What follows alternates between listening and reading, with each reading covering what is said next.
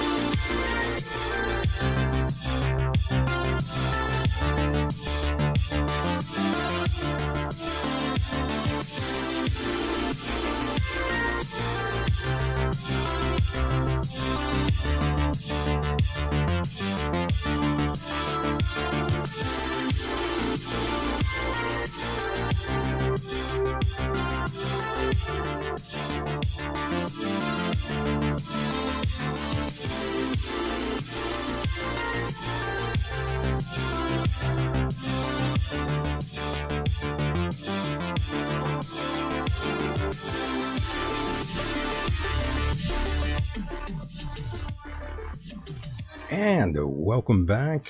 Welcome back. Here I am again. Through the grace of God, I have returned to all of you once again. Guten Morgen to all of our listeners outside of America. Yes, we salute you. Thank you so much for being here. First time listeners out there, turn on, tune in, and drop out. This is a very different kind of show. You won't hear this at Walmart, that's for sure. My name, in fact, is Michael, and it's a pleasure to meet you. No guest tonight. It's just us. And your phone calls. If you can muster up the strength to call in, please do so. We would love to hear from you this evening. You can call in and talk about anything on your mind. We'll keep it fun here tonight, yeah. Myke is here with me, and it's an absolute honor and pleasure to be joined once again by the legendary Myke Hideous. He's extremely talented and has his own opinions, some of which that will trigger you for sure. At least some of you out there. We love that here, by the way. Let's patch him right on through. I believe he is out there waiting, and of course he had to hear the music and all this nonsense. Myke, what's going on? Hello, how are you? I'm good, I can't complain. Good. Let me lower you a little bit. You're a little loud. Am I too hot here? No, it's me. Go ahead, you're good. Am I better now? Yes, you are too high, but that's normal. You're always high. I'm too high? High on life. Indeed. I am high on life. High on God. High on Jesus Christ. Through the grace of God, he has allowed me to be here and present the show to all of you out there, coming through your speakers in real time. Pretty creepy, right? Who, you? Yes, you are creepy. Yeah, that too, yes. That's pretty scary. The show is kind of scary. It's a little dark. How are you? I'm good. Again, I am fantastic. I can't complain, Myke. It's always an honor and pleasure to have you here on the program. And Myke, we are actually live right now, and this is dangerous. You think so? Hell yeah, anything can happen when a show is live. Never used to be. The margin for error is just frightening, Myke. In other words, things can fall down faster than Building 7.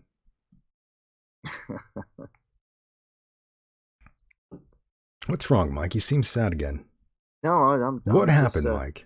I'm just in pain. Who broke your heart now? I wish it was that easy. No, I'm dealing with some pain today from my past history with cancer treatment and all that. So I suffer from like problems with my hips and my shoulders. The HIV, huh? Right, yeah, the old HIV is kicking in. The war injury of HIV is kicking in. It's back. Myke, I'm sorry that that rectal tear has really caused you so many issues. Yeah, it does. It's the radiation. It affects you in such a manner that you get arthritis and bursitis and tendinitis. And what happens is that pain is deep in the bone because, when you're getting radiation, it goes right through your body. So all the cells that are in your bones and in your joints and everything, it just makes everything worse. Damn. And the thing is, like, it works when you're getting the treatments and you have the cancer, but it has an effect on you 10 to 12 years later. And I've had in my lifetime, I've had so many treatments with radiation and chemotherapy in the past that I suffer from these really bad yikes. Yeah, these really bad situations with the arthritis and the bursitis. It's pretty bad. Well, the chat missed you a lot. Everyone missed you here on the program. The freight train wanted me to say hello to you. He was on here the previous night, and of course we had fun. And yes, I'll let him know that you relayed the message. Yeah, I'm glad everybody is tuning in tonight. I wish I could have been on the show yesterday, but I was on assignment. And well, I'm here now, so that's all that really matters. Yeah, you're back now. Yeah, I'm happy to be here. Thank you so much for having me. Yeah, no problem, Mike. It's always fun to have you here. Always fun to be here. You've been a very important part of this program, by the way. Thank you. And I want to say thank you to people out there who are replying to my comment just now about the pain that I'm going through. But thank you very much. It's very kind of you.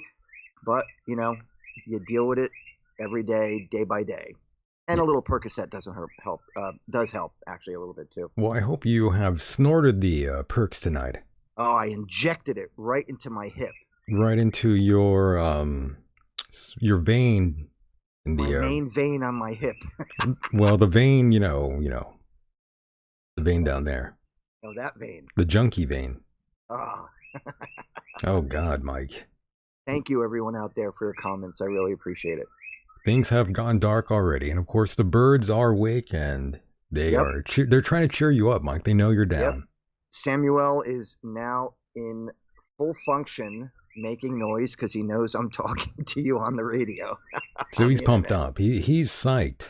He is. Sergeant hasn't said anything yet, but I'm sure he'll make a few things. He'll chime in. We're getting ready to close. Right. He'll chime in eventually. And again, last night you missed.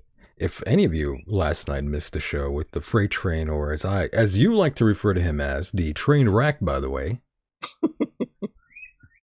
That was a great show. And of course, like I said, he wanted me to say hi to you. And he's excited for the next time we can do this live, Mike. Good. I'm glad he responded. Hello. He was on 10 last night, by the way, firing on all cylinders. He was on what? On 10? He was on 10. It was crazy. Honestly, when is he not on 10? The guy no. Last night, he was in a mania. He cracks me up because once he starts going, there's no stopping. He'll go for like 30 minutes if you don't interrupt him. That's why we love him very much. Yep. We love the freight train, and my God, he's 82 years young. 82? He's 82 years old, Mike. Can you believe that? Good for him. 82, Goodness. Man. Holy hell. Wow. How does he do it? Yeah, I hope I reach that age. Yeah, so he's full of life and energy. It's madness, boys and girls. Jim is a certified legend, and people can say or think whatever they want about him, but he's the man. He really is. He's definitely something. He's incredible. We love Jim very much. And Mike calls him the train wreck. For some odd reason, Mike is not fully on board here. He does not like Jim all that much. No, he didn't say that. I'm just joking, Mike. No. It's and then, of course, that was all a mistake. That term came out as a mistake. It was a joke. Yeah, you kind of, yes. It's all right. Don't worry. We still like you, Mike. I make a lot of mistakes. Don't worry. That's normal. That's a part of life, making countless mistakes. And by the way, if anybody wants to call in, we're here taking phone calls all night long. Whenever you'd like to chime in. And of course, Mike, it takes a brave sort of caller to actually jump in here. It's kind of weird, right? You would expect them to sort of just jump right on in, but you would expect, it's just a phone call. It's very easy. But then when you get right down to it and you're dialing the number, well, that's a whole nother story. So what did you guys talk about? I mean, I don't want to rehash the whole show yesterday, but I mean, in a nutshell, would you guys really focus on anything? Well, Mike, you know how it is. We went through everything. What did he tell you was fake now? Well, Mike, the takeaway for me was him saying that Nancy Pelosi had some sort of a chemical substance in her hand, and it was to, take out Trump. I'm not exactly sure what he meant by that, but it was pretty interesting. I'll bet. It was. Oh, my goodness. Oh, golly. How did he... I have no idea. I remember the guy who you played the cut of the last time we did the show. The guy who was... What guy? I'm getting to it. I can't remember his name. The guy who was in court claiming that he was the one who shot the children in Connecticut. You always forget his name for some odd reason. I don't know why you do that. I'm bad with You names. are the worst with names. You forget everyone's name. I know. I'm it's the hilarious. first to admit it. That's why when I meet people and talk about people these days, I try to repeat the name so I remember who it is I'm talking about. Honestly, and I'm so bad with names. I admit it. I'm the first to admit it. Anywho, the guy who you sampled of him in court telling people that he was the one who. All right, what's his name? You're talking about Alex Jones. Alex Jones. So yes, Alex he was Jones saying sued. he was saying he shot the kids at Sandy Hook. By the way. Right. So he gets sued. He's in court.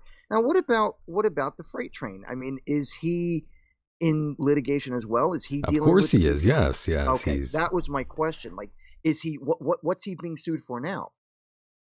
Myke, we'll have to return to that in a moment here. We are joined by another caller, but we'll get into that. Okay. We definitely will. Caller, go ahead. You are live. Mr. Myke. Uh-oh, he's not sounding good. Very low, very low. Yeah, very low. Don't know why. Very low?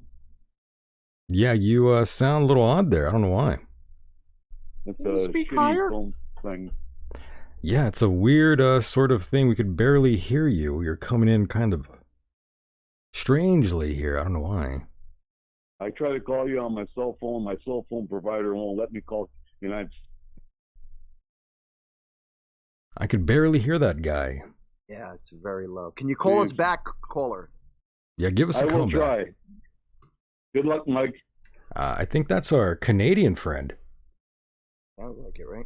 Yeah, it sounded just like that guy. That did not sound good at all, by the way.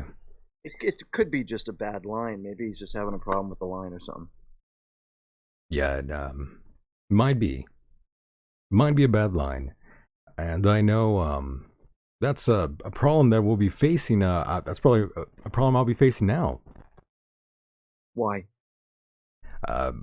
This whole mixer that I'm using, it's going in and out right now. It's a weird power thing. So I'm like now losing power all of a sudden. I know you've moved, or you've got a second location now. Is that where you're at, the second location? No. Oh, you're at the I'm first at location. my original location, yes. So, you know, things are a little off here. Hmm. You know how that goes. Let's get your act together, Michael. What the hell are you doing? Well, you know, that's the problem. Come on, man. That's the problem, yes, folks. We are dealing with a hardware issue. I need to drink more. I think that's the problem. But yeah, the power issue, there's all kinds of issues, hardware issues. I mean, you know, I feel like I'm back at Jiffy Lube all over. Jiffy Lube. Speaking of which, Myke. Jiffy rape. Yes, we might have to talk about that again. Uh-oh. Another one? Well, because I returned yet again. Ah, so you're not a virgin anymore with Jiffy Lube. No, not again. I went back again. Glutton for the punishment. They fixed the air filter now. I mean, it's incredible. I mean, I left that place walking like I had just left Neverland. So it was not a good trip, Myke. You are a pervert. What do you mean? How is that being perverted just to give you a accurate portrayal of what happened to me? I walked out of there like I was leaving Neverland. What's the problem? I don't see where am I lying? Where are the falsehoods in that statement? Not at all. It happened. Yes, like Corey Feldman. Another one.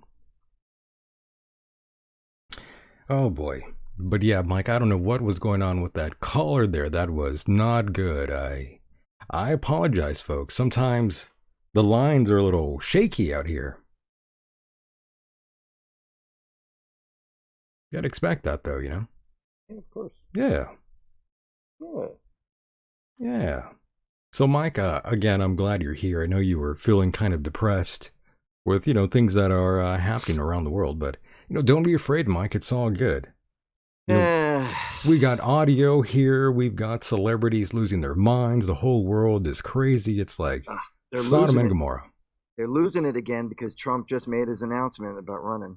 Are you happy about that now that Trump is back and wanting to run again? Are you excited? What's going on, Mike? Tell us.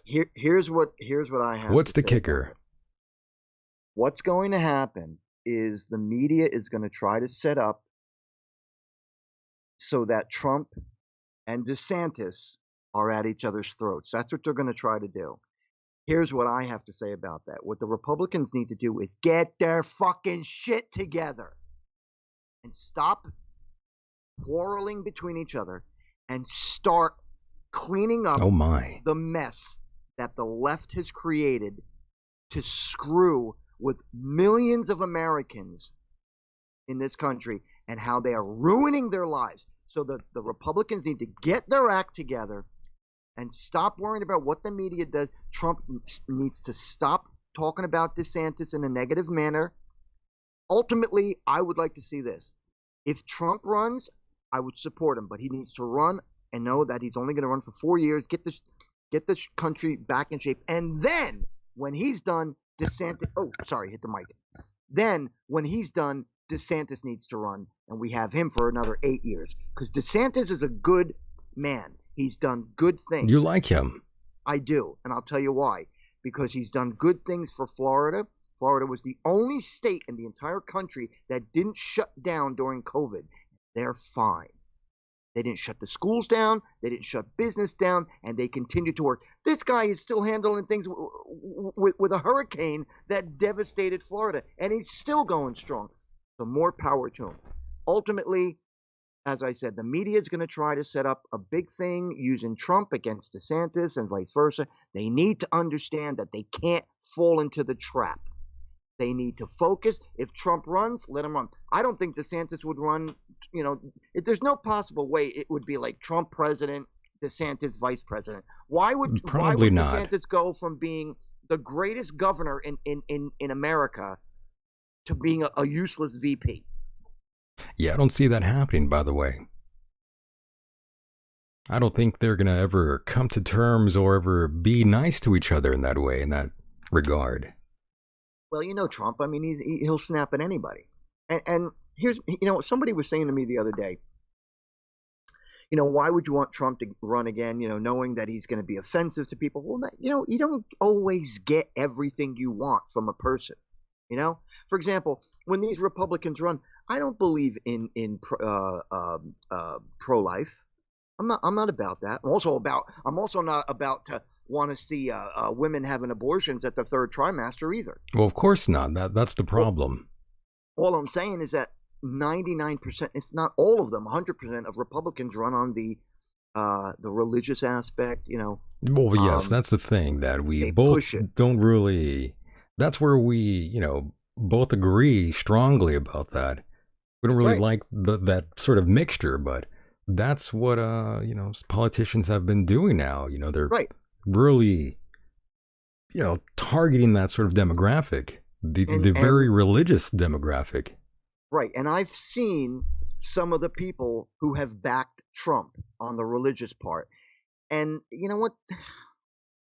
I'm sorry, but they're fucking freaks, man. They're freaks, and they're healers and all the nonsense. Healers. All the nonsense that comes with their evangelism. I don't know if that's the proper term, but their methods of religion. They are Republicans, and this is one of the reasons why you and I are not Republicans, because I don't believe in that. I don't religion either. Needs to be separate from politics. Period. But that's a good way to sort of corral that demographic and get them behind you. It's a good strategy, and it's a tried and true strategy that seems to work quite effectively. You know why, Mike? Because 90%. Oh, I know why. Yeah.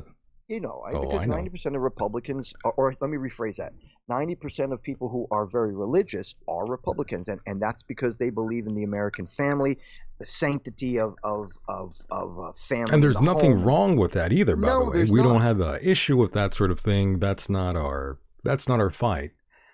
That's a hill that we would never die on. That's a sort of thing that's for you out there to make up your mind about. But the whole religion and politics, it's not a good combination. No, it's not. Unfortunately, it does go hand in hand with But the, it works, with the right. though. But it works. And you've seen some of the people that have supported him. I mean, on the religious side. Oh, yeah. You know, they're kooks. There's man, I'm plenty. sorry. But at the same time, on the left, and again, I was once on the left for 30-some years, but I never would ever consider taking on the ideology that they have today, which is completely Marxist. Well, it's not Do even, not- it's do not the not be same. It's definitely not the same party as it was No, just and 10 don't be years ago. fooled. Don't be fooled, people. It is Marxism. Marxism. Call it what it is. Marxism. So, Mike, are you saying that this woman here is insane? And strike and strike and strike and strike Exactly. and strike and strike and strike. You're saying that until you have Paula victory. White is For every crazy. enemy that is Fucking aligned lunatic. against you, let there be that we would strike the ground, for you will give us victory, God. I hear a sound of abundance of rain. I hear a sound of victory. These I are the hear kind a of people sound that shouting you're and referring singing. to, though, I hear right? a sound Yes, of I am. victory. These I hear a really sound of nutty abundance of people. rain. I hear a sound Right. of victory. That's I a hear little a much. sound of an abundance of rain. I don't really know anyone who takes this seriously, though. The Lord says it A is lot of people, done. Michael. The Well, Lord that's says the- it is that's the done. crazy Hundreds thing. of thousands, I if hear not victory, millions. victory, victory, That's a scary victory thought. In the quarters of heaven. Yeah. In the quarters of heaven. Listen, victory, man, you victory, know as well as I victory. do, I am all about the freedom of religion. Sure, Okay? we all are. Believe what you want. Yeah. Right. Because, I have to deal with that kind of persecution every day of my life. For All the right, time you were born, Mike, you were. No. Let's be dealing with serious that. here for a second. I am not a Catholic. I am not a Christian. I am not a Muslim. I am not a Jew. I'm not any of these main religions. I am not. Most of you know what I do follow and the method that I do follow, the ideology, but I follow that for the logical reasons, not because I'm sacrificing goats and lambs. You're not? I thought you were. Well, only on the weekends. Only on the weekends, okay. But my point is this. I have to deal with that sort of persecution all the time for people who may know what I believe in. But the fact is, I don't persecute others for if they believe in God or Yahweh. Yahweh, yeah. The Muslim guy, I don't. Muhammad? Yeah, exactly. Muhammad? Allah. Allah. Allah Akbar.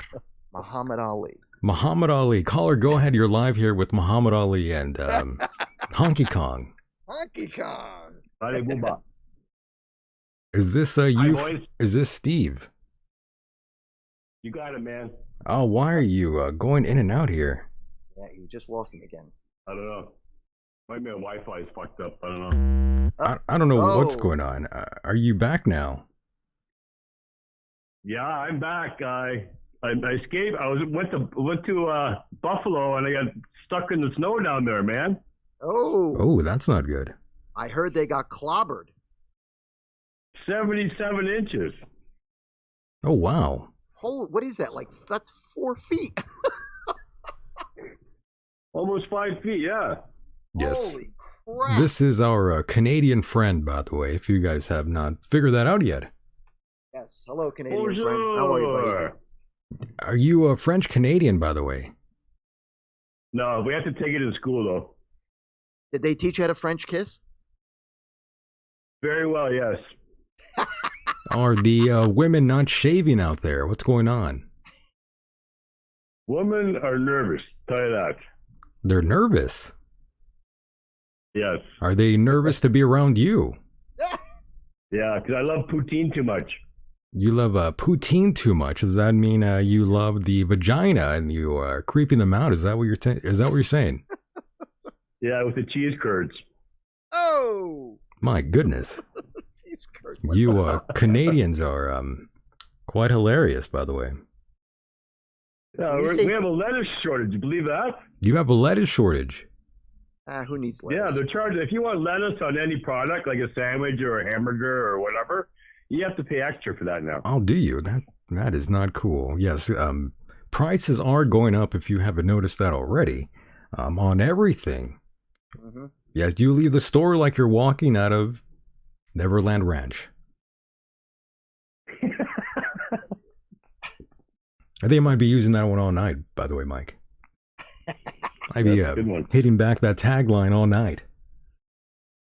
You know, I got to tell you, being the greasy Italian that I am, The greasy Italian, the black Italian. black Italian that I am, I love olive oil. And Well, that's just- that's no surprise. no surprise there. No surprise there, yeah. That and pasta and tomato sauce. Oh, But he my point- likes pasta. I mean, wow, that's a shocker.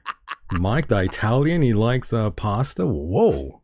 So here's Hold the Onion press. peppers. 2 years ago, I would buy the large bottle of olive oil, and it was $11. Now it's up to it's like $17.99. Whoa! So I bought about a year ago. I bought like 12 bottles when I had the money. Did you buy the real stuff or the fake stuff? Oh, I bought the real stuff, my friend. I'm Italian. What do you think? I He buy crap. he bought the real thing. Yes, Mike is. For those that don't know, Mike's actually a really good cook. He gets in there. You know, he is Italian, so he can cook. He can cook. No doubt about it, folks. He's not Thank you. buying the cheap stuff. Let's put it that way. No way. No way. No, he won't be touching any of that. If there's one thing I don't mind spending money on, it's food. Yes, I like every Italian I've ever met. That's right. I've never met one that didn't. You know. The only thing I can't do is drink a good glass of wine because I just can't. I can't drink alcohol anymore. Why not, Mike? I get these No terrible alcohol. headaches. The alcohol dehydrates me. Ah, I see. Yeah. Despite the fact that I drink plenty of water, for some reason, whenever I take a drink, and it could be a small drink, like maybe even a shot of like amaretto or Zambuca or something, like an Italian drink, and it just goes right to my head, and I get a terrible, terrible migraine. So I haven't been able to drink since 2008 when I quit. I forgot to cue this music up, by the way.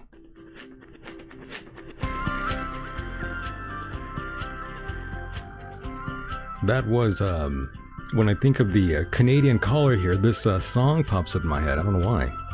What is it? It's just some weird sound drop. It sounds Canadian. Probably That's kind Trudeau. of kind of Spying on me. racist, isn't that, Michael? It's a little racist. I mean, we shouldn't give him a theme song whenever he calls in. We just hear this. Yeah. Anytime Steve calls in, it's like that Canadian's back. I could smell that maple syrup from here. I love maple syrup, by the way. We love the Canadians out there. I love moose. We love the moose, yes. Well, how do we say moose plural? Mooses. Mooses. Mussolini. Mooses. Mooses. I like that.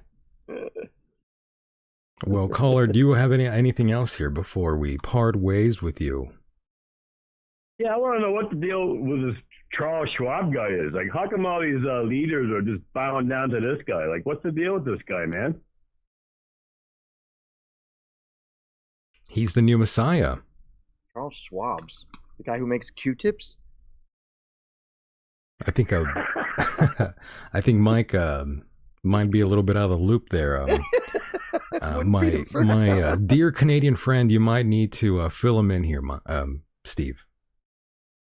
He's like, what is he, the World Economic Forum leader or something like that? Pretty much.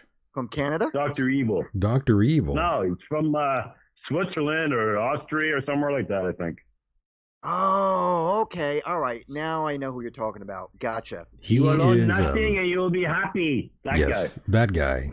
We know him. Yes, he is a very dark individual, and I don't mean I don't mean that in a racist way. I'm saying his soul is dark. I have to clarify. I mean, some people might think that. Sometimes people think that we're 100% serious when we say a few things. Like You know, sometimes I want to see the Tesla next to me flip over on the highway. You know, those are just that's not in a serious way, but you know, some folks think that it's insane. Some people are demented out there. A variety Super show, demented. folks. Yeah, so you have to be you have to specify what you're saying. Sometimes you have to be like, "Oh, I'm just joking. I'm not going to go to my neighbor's house and swing my hammer at him." Why not? I mean, you know, if I'm in my underwear, I might swing my hammer at him. Yikes. That's how you get monkeypox. Swinging your hammer around in your underwear. Well, you got to remove your well, you know. You know. You know the thing. The thing. Yeah. Yeah. Well, Steve, thank you for the call. We'll talk to you Thank soon. you, Steve. Thanks, guys. Thank you, brother. Love your country. We do love Canada, even though it's a mess out there, Mike. But Trado, we still like it out there, though we well, I don't want to be out there to be honest, but I do like some of the food out there. Mousse. Yes, the mousses. Chocolate mousse. Chocolate mousse, yes. That sounds racist already. Sounds like something Colin Flaherty would say. Oh. We're calling. R.I.P. He's gone, yeah. I shot him. I'll bet you did. Another person who's going to be R.I.P. is the witch from San Francisco. Are you going back to Nancy Pelosi? Why do you want to bury her? Oh, I can't stand her. You want to bury her again? I mean, she only has about a year left, Mike. Come on. She is dead, bro. She's the crypt keeper. She's only got a year left, and you want to bury her already? It's not a year. She's out in January, isn't she? I meant her life. Oh, that. Oh, Yeah, I'm just saying she's got about a year left. whatever. She's destroyed San Francisco. She destroyed it. Destroyed it. I think it was already pretty bad. She was the first woman to become the speaker, and I believe, was it speaker and something minority leader, of all people, like minority leader. Are you kidding? Well, she's down. She's hip, Yeah. you know. She knows what's going on. She's out there in the streets. She knows. Never forget the day she made she was doing a press conference and she made a reference to the ghetto as the hood. The hood, Like, yeah. Shut up, you little snot. She's keeping it real. Yeah, she sure is. What a phony. What a phony. What a hypocrite. I hate her. I really do. I can't stand her. You don't hate her. You just have great disdain for her. Yeah, call it what you want, but I do not like her. I don't think you have real hate, though. Oh. Hate is kind of like what you have for like an ex-girlfriend. That's I used to hate. date Nancy. Well, see, that's different. I was gonna say, were you sleeping with Nancy? Is that what happened? We had a long distance It was relationship. it was a treacherous relationship. You could call it that. Oh boy, Yikes! it's one of these shows tonight, huh? I'm telling you, man, we got to do a disclaimer at the beginning of the show. It's a tumultuous show. It really is. It's a very rambunctious show here this evening. I am gonna come up with one. I'm gonna send it to you and tell me what you think of it. What do you mean? I'm gonna come up with a disclaimer, like at the beginning of the show. You mean you're gonna record it? I'm gonna do it. Yeah, I'm gonna do a quick read. I'll send Okay. it to you, and then if you like the idea, we'll do it for real. Well, I do like that idea. All right, I'll come up with something. I'll write something this week. That's a pretty good idea. I'll write it down. I'll record it, and I'll send it to you, and you tell me what you think. All right, I like that. All right. Yeah, I like that. That's a good idea. Good. Yeah, I like that. Good. Mike, he's using his head now. I'm like, now? Now, too late. Yes, but we're not responsible for a lot of things that we say here on this program. That is true. It's so funny when you say it that way. Well, we're not. We're not. We are not responsible for what comes out of our mouths. No, not at all. I don't take responsibility for anything that comes out of my mouth. Nothing here on this program I should be held liable to, for the record. Nope. We are completely intoxicated when we do this show, so we have no responsibility whatsoever. No, I claim no responsibility whatsoever. I don't even know what I'm talking about right now. But and and I'm the host of the show. So, Are you? Yeah, I mean sometimes I am. I thought I was. Sometimes we both are. Yes. we trade off. Whose show is this? We scissor each other for it. Oh. Yeah, we scissor. That's just wrong. Well, that's what they do in the transgender community. Oh, is that what they do? Two guys? 2 guys, 1 cup. San Francisco, they launched a guaranteed income program for a transgender community, by the way. That's the latest out there in San Francisco. And I'm looking at all the pronouns. There's a lot in here. Yes, there's she, her, hers, he, him, his, they, them, theirs. It's. Can I make a comment on what you're speaking about right now? Go ahead. Some of you out there may know, maybe you don't know, but the Republicans have sort of taken over a little bit more power in Washington. So what is one of the first things that they addressed when they got the ability to do something? Take a guess. I'll give you one guess. Take a guess. I am out of ideas already. They focused their ideas on gay marriage. Oh, I mean that's instead of that's pretty important, Mike. That's a huge issue. Terribly. That's a huge issue. What do you mean? Worrying about gas prices. No, not at all. Energy independent, inflation, the border crisis, fentanyl, crime. No, come on. All these things that are taking place. And that's what do they not focus real. on? That's not real. Fucking gay marriage. Well, Mike, I mean, it's important. I don't know why you're outraged. Because there's nothing to do. They already have the right to get married. What's the big deal? I mean, Mike, gay marriage is essential here in America, Mike. Come on, get with the times. It is, but they've already got that right. So they just basically wasted time on their first ability to start getting things straightened up. Instead of going, oh, you know what, let's start pushing the agenda to make ourselves energy independent again when we were doing good. You got dumbasses like the dummy in the White House saying, oh, I remember when I first came into office, gas prices were over $5. What fucking world were you living in that they were over $5? That was the first time in history that they reached over $5. And this dumbass is telling everybody, lying to the public and telling them that when he took office, gas prices were that high. No, they weren't, dummy. The entire left administration has brought us to where we are right now. High inflation, open borders, crime, high gas, and so on. And yet they want to blame Trump and everybody else for their screw-ups. They take no responsibility whatsoever for their own actions. They're liars. They're hypocrites. And the damn Republicans better get their act together. They really better, or this country's going down. Yes, it's going down into the ground faster than Building 7, according to my co-host here, Mr. Myke Hideous. And yes, this entire country is just one giant circus, Mike. Ugh. However, I'd love it.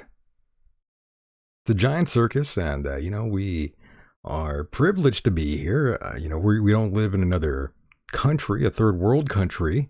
We're here in America, and, that's a beautiful thing, Mike. We are so lucky to be here. We're quite privileged. We are, and people don't realize. Think about it. Think about it, Mike. The pressing issue of our times is gay marriage. Yeah, that's my point, man. What a fucking joke. We're doomed, honestly. Mike. I'll tell you, man. We are feel doomed. That way yeah. Almost every day, Michael. I really do. I sometimes I get these little glimmers of hope, and I'm like, oh, things are looking up. Maybe we'll actually get these things worked out again. But then they do something stupid, like saying, oh, we gotta make gay marriage. I don't even know what they were gonna do with it. But the fact is, we already had the right. The gay people had the right to get married. And let me tell you something, gay people. If you want to be as stupid as the rest of us who get married and get miserable, then go right ahead and get married. Yes, and Myke has experience with that, by the way. He was married at one time. So it's not like he's, telling falsehoods here. He was married at one time, so he knows about being miserable. Is what I'm saying. Is that fair to say, Myke? Or is that too much? I mean... Did you like being married? I'm using it as a generalization. Like, Well, yeah, but I mean... I'm goofing around. I know you're goofing around. We're sort of, joking with it here. But, I mean, did you enjoy actually being married? Well, the woman I was married to... Be honest. She was a very cool person. Okay. Yeah, like our relationship fell apart because of me, not because of her. Oh, so that's what happened. Yeah. You tanked the ship. Yeah, read the book. Well, I mean, I did, but I mean, Yeah, it's basically, not to get into that subject, but yeah, I kind of screwed things up. I like that subject.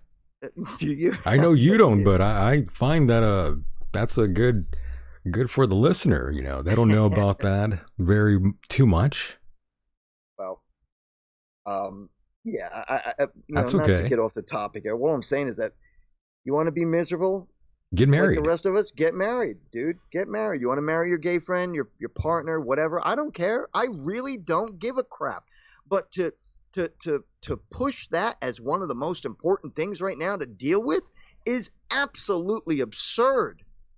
It's ludicrous. And what if I told you, Myke, that I'm in love with you and I need to get married to you right now?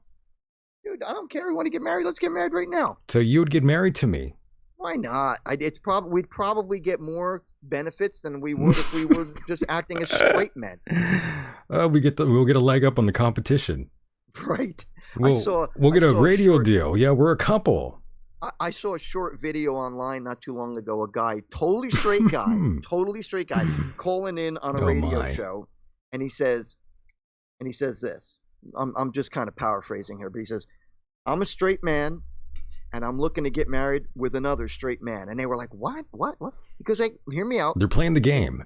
He's like, I just want to get married. Smart. That's smart. You can date anybody you want, but we'll live together. We'll have fun. We'll go out. We'll do things. We can go traveling. We can go camping. We can do this." And he goes, and you'll never have to worry about me being a pain in your ass because I'm not marrying you because I'm gay. I'm marrying you because I'm straight. He had a perfect point. Play the system, in other words. Exactly.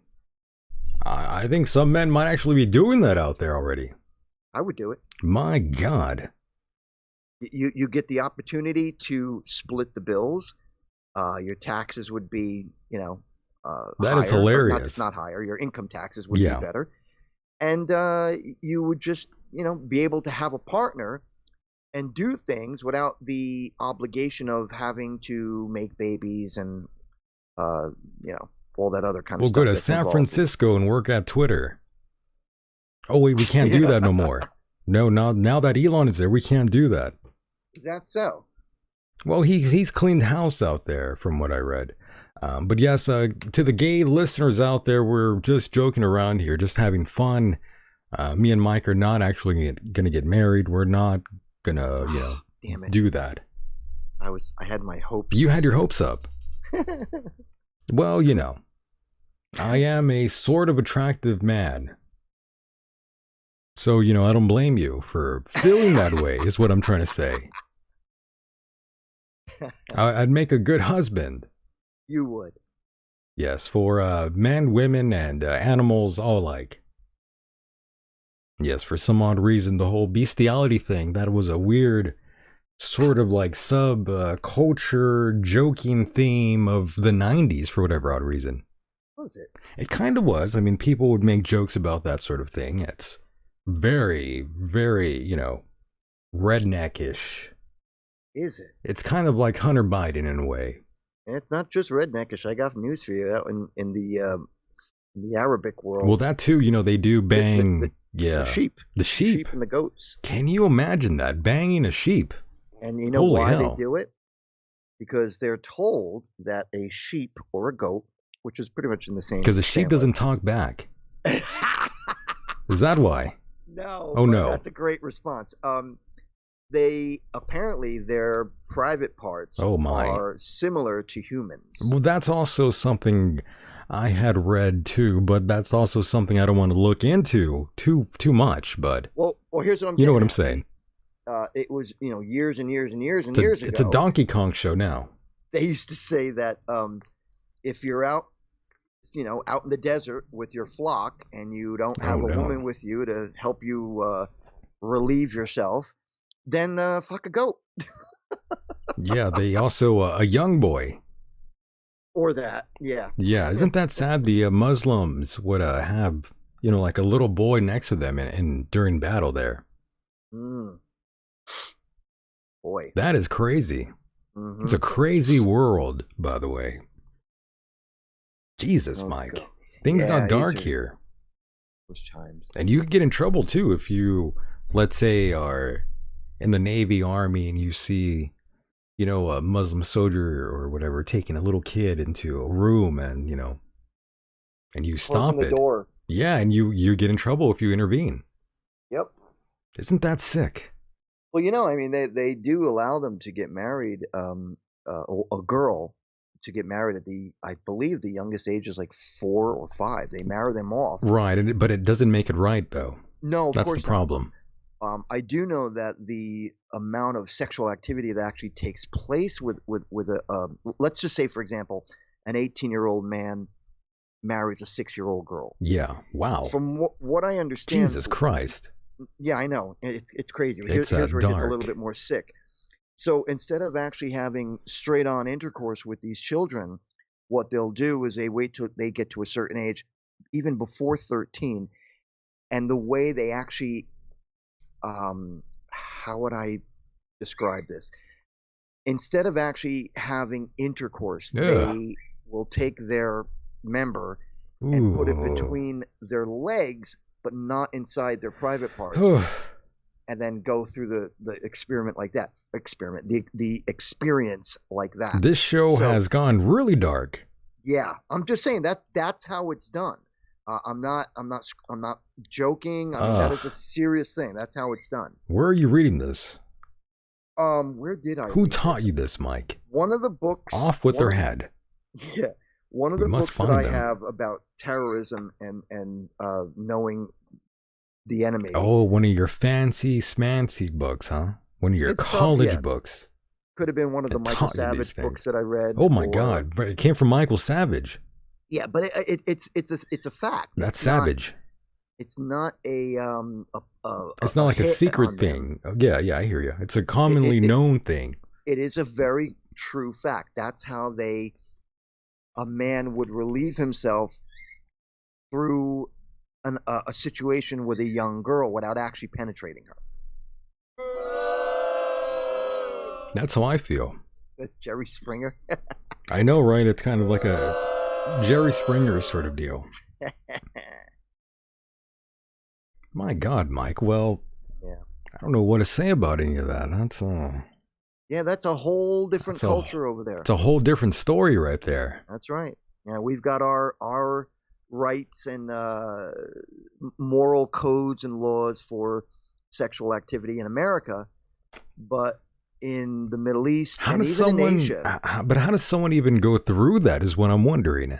it's because you're brought up a different way. You're I brought know, up to but think it's but okay. still, I mean, even if I was told it's okay to go have sex with an animal, I don't even know if I could go through it though. The act of getting behind an animal that walks on all fours, and I'm petting this sort of animal, and then I'm lifting up its tail and inserting my member in there. I mean, Right. It's a that is crazy. You know why? Holy Michael? Because hell. We're brought up a certain way, and that's how we are trained to think. So you're saying these people are savages? I'm not saying anything. I'm simply saying it's a difference of culture. I'm not saying it's right. I'm not saying it's wrong. I'm just saying that's what they do, which is different than what we do. We have a different way of living in society. Well, I think they're savages for that. That's a barbarian. It is. That is very strange. It is. Ooh. Yeah, that There was a guy. I could never do that, by the way. That is crazy. I hear you, man. There was a guy, I believe, don't quote me on the date, but Don't I think quote back me in on the, that shit. in the 60s, there was a guy who was studying dolphins. And there was one particular dolphin, a female dolphin. What's that? I said, don't tell me they were banging the dolphin. Well, hang on. There was one particular female that was very affectionate. She was very flirty. And she would allow him to insert his fingers into her body. I ain't gonna never stop loving you, bitch. Sorry. He was loving a dolphin. That's what happened. Oh, yeah, he was. He was in the experiment. There was a lot of controversy about that. Like, was he raping the dolphin? But no, the dolphin was actually into it. And these are very intelligent creatures. And it would. The dolphin liked it, in other words. Exactly. The dolphin would approach him, per se, for lack of a better term. And this show is crazy tonight. I know, right? This is some real Jerry Springer shit here. Again, all fact. I'm not saying anything that isn't true. And the guy would make her feel better by inserting his fingers into her vaginal canal. What a trooper. What a trooper. He did it in the name of science. He fingered that dolphin's pussy. Oh, yeah. Fingered that dolphin. His blowhole. Yeah, he stuck his dick in the blowhole. No. He didn't put his member in. Oh, he didn't. No, there was no. His fingers. Oh, just his finger. Yeah, and she allowed it. She would keep coming back for more. So there was penetration. For the dolphin, there was. For the dolphin. Only with his fingers, not all right. sexual. All right, the dolphin got off. Nice. A win for animals. Usually it's not always a win for the animals. Mm-hmm. Except for, Ham. Except for Ham? Yeah, Ham, the little chimp. Oh, okay. Yeah. But my God, what a crazy show tonight. Fingering dolphins and Nancy Pelosi's dolphin. She smells like a dolphin. Nancy. She must smell like a dolphin. Oh, gosh, she's a snotty That one. smell must be awful, by the way. Oh, but so long to Nancy. Don't let the door, let the door hit you in the ass on the way out. Let it hit you. Millions of illegals want to be here to experience the American dream, Myke, and here you are, fighting these innocent men and women, Myke, just trying to get out here and live the American dream, Myke. I mean, how can you stop that, Myke? I mean, they just want to better their life for themselves and their entire family, Myke, and here you are trying to prevent them. I mean, Myke, I am shocked. You should be. I'm shocked, Myke. I can't believe it. Oh, goodness. Ooh. Yep. I'm shocked, Myke. I really am. I'm shocked. Every day I wake up, I'm shocked. We're the only country on this planet that's primarily focused on sexual orientation, by the way. Tell me about it. Tell me about it. It's kind of funny, right?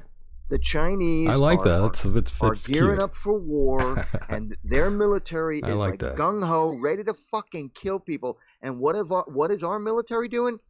Well, you need to understand transgender and how to be sensitive to people's needs. You do, Myke. What? You're not sensitive enough. This is what our military is learning? You are just not sensitive enough, Myke. You're not. I'm not. You're right. I am not sensitive, nor am I politically correct anymore, nor am I a liberal anymore. I am me. And if you don't like it, F off. Yes, this toxic masculinity, Myke, that you're displaying here is so not appropriate here. You are offending me greatly, Myke, with this. This is American living, Myke. It really is. We are so soft out here. Oh, goodness. People don't realize it. We got it made out here, Myke. The issues that we bitch about here, they mean nothing. That's right. Think about it. It's crazy. A president gets elected, and you got a bunch of college students, even grammar school and high school students, run into places that are called safe places where they need to pet a puppy or a kitten. Oh, my God, the president said something bad on Twitter. Oh, I need a puppy. I got to pet it. Grow up, man. What do you Get a make of life, that, by grow the a way, Mike? backbone. By the way, Mike, that's an issue we've never really discussed here, me or you. These sort of service dogs that people have. Right. Yes, you see people walking these dogs at airports, malls, stores. Not just dogs. People have cats, goats, Cats, rabbits. what have you. Yeah. What do you make of these folks that do that, by the way? I always thought they were kind of like attention whores in a way. Right. Well, if you're asking me my opinion, I would have to say I think it's been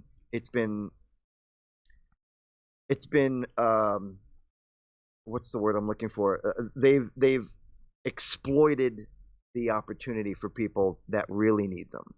I think, like, for example, seeing eye dogs, a necessity. Any other person that might have been in war or something that needed an animal by their side, I can understand if they have that sort of a relationship.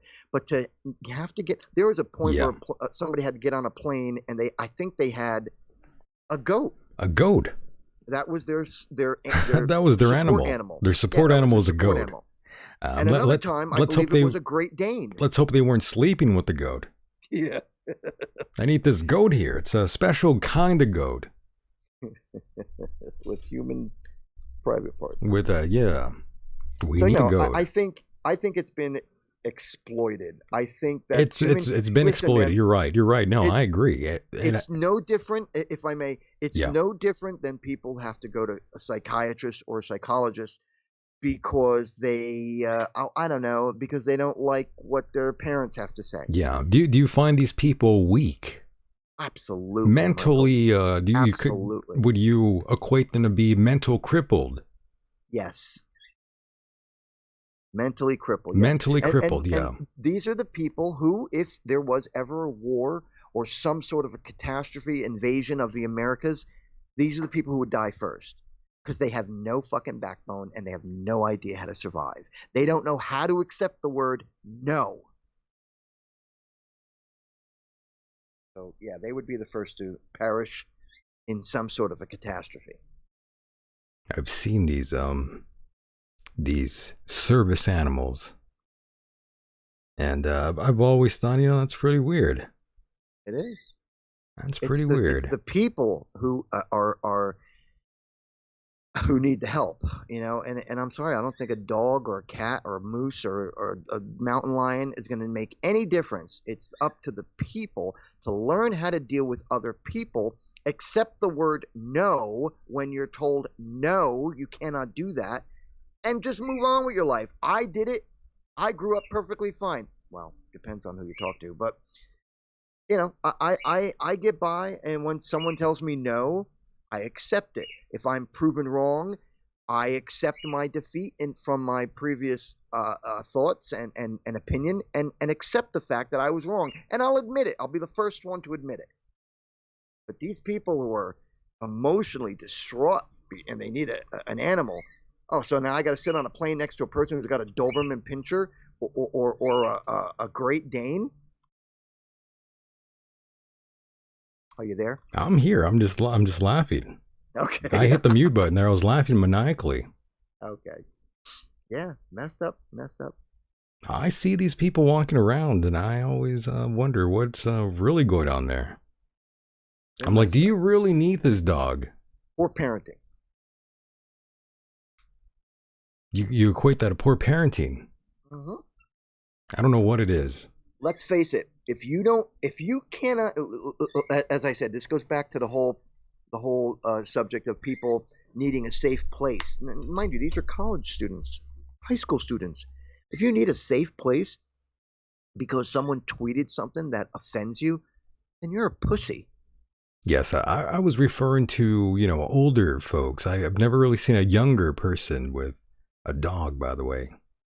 Oh, I have. But you have, yes. Oh, yeah. Yep.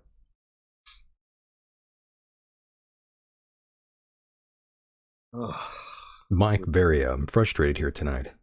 We're doomed. Mike is tapping out. I have. I'll tell you, man. Mike's tapped out already. I tapped out months ago. I don't blame you, though. I think a lot of people I think a lot of people feel that way too, though. Yep. You're not the only one. Other individuals out there in America, here in America, they feel just like you right now. Well, buddy, we've reached a point in time where you can truly see what this administration is doing to this country. And again, I back up to when King Obama or King Hussein was running the country and just brought us down. We fuck the military, fuck the police. All white people are racist. Supporting criminals over justice and law enforcers. I mean, that's where it started. Then Trump comes in, and you've already got this mentality of everybody's so offended by everything and so sensitive. So Trump comes in, a real man, who's got a set of knockers on him, and he's got a pair of breasts on him. Did I say knockers? I'm sorry. You said knockers, yeah. I was I meant to say balls, but I couldn't think of another word. I was thinking, is Trump a tranny? No, but you know what I mean. He comes in, he's got this testosterone attitude, and you've got all these sensitive people like, oh, he offends me with his manhood. He offends me, yeah. You know what? Go lick a carpet then, okay? Lick a cunt then. Or that. Well, as being open-minded. That's the in thing now. Lots of carpet munching, Myke.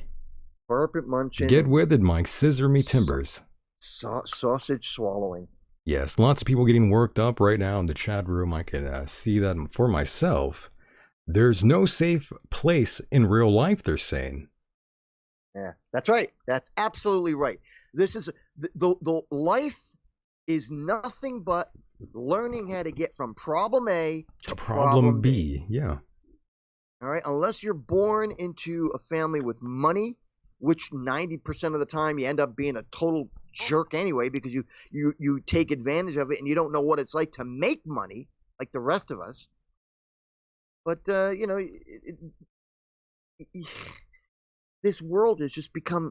Let me rephrase that.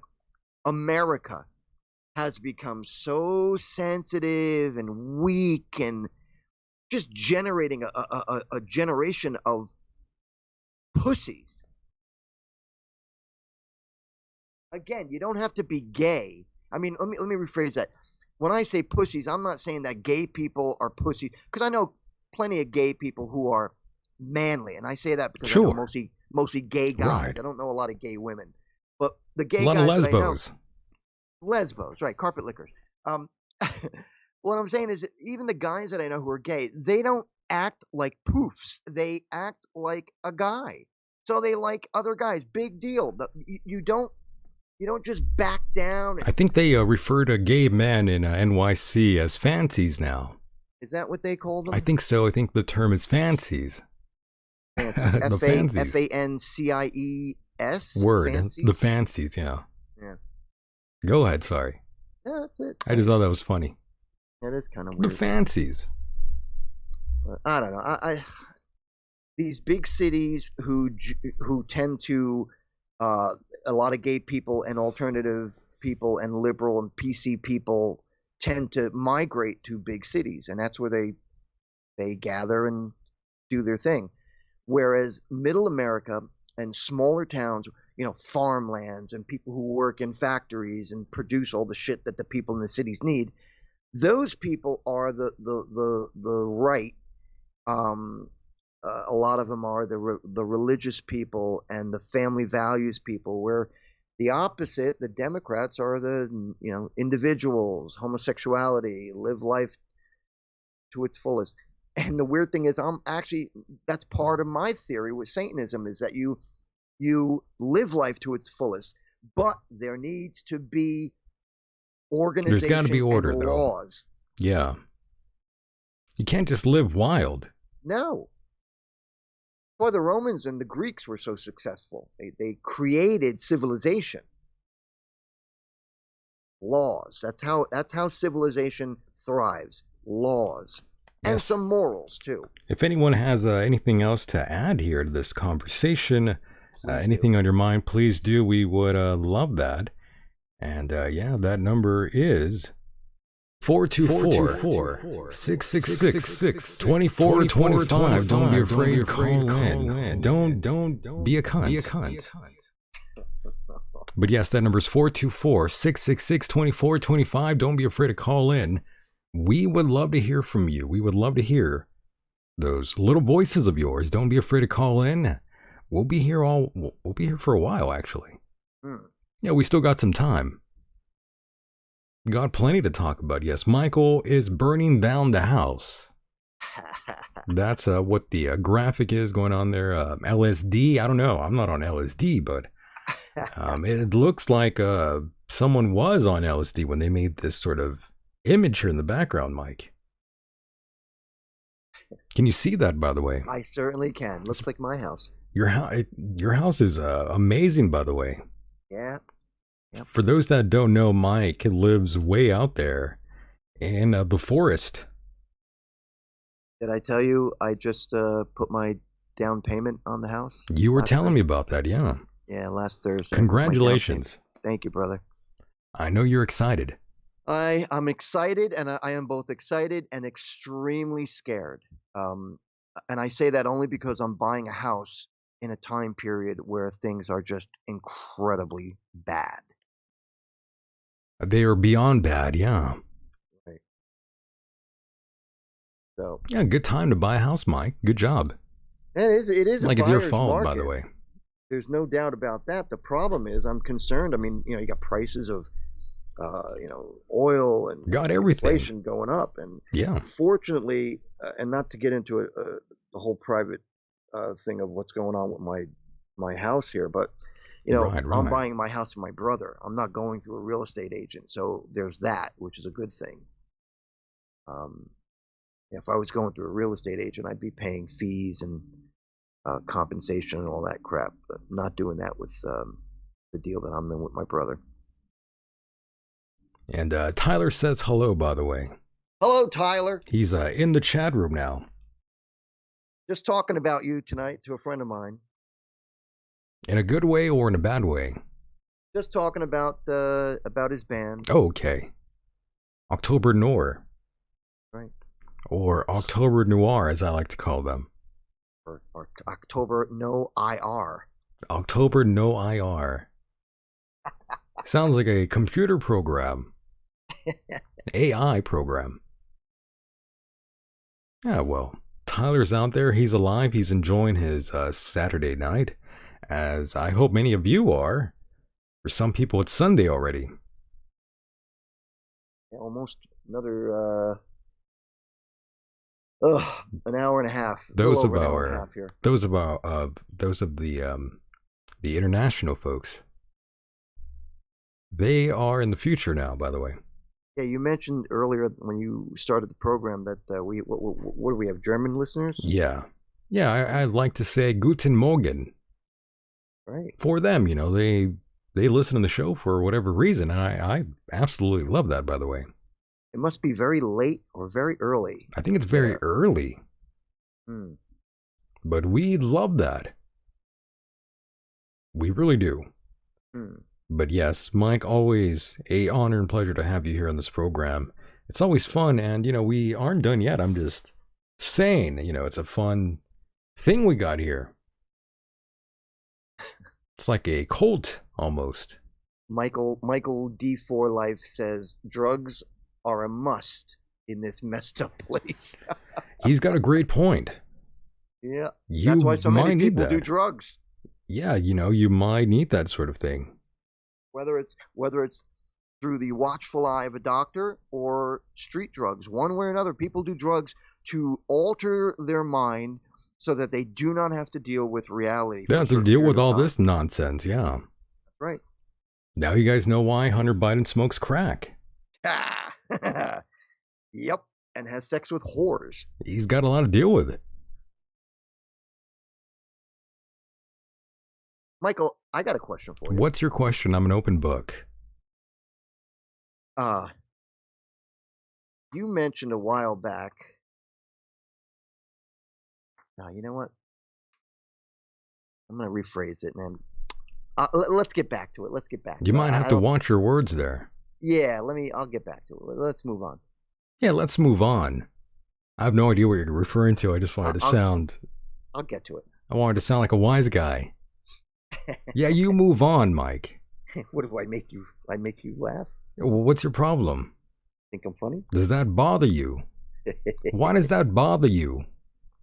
I want to start saying that now. Why does that bother you? What am I, a clown? Yeah. Well, Mike, I am disappointed. Someone was trying to call in, I was trying to answer it, and now they're gone. What? Yeah, they left me hanging again. Call them back. How dare they? Call them back. I'm trying to, but they're not answering now. It's a game of phone tag. Yeah, I was excited to talk to whoever this was, and now they're gone. Whatever, though. See, that's the problem, Mike. People are scared to call in sometimes. They get a little spooked. Think so? I think so, yeah. I mean, it's a little frightening. It's a little intimidating to call into the show, or any show for that matter.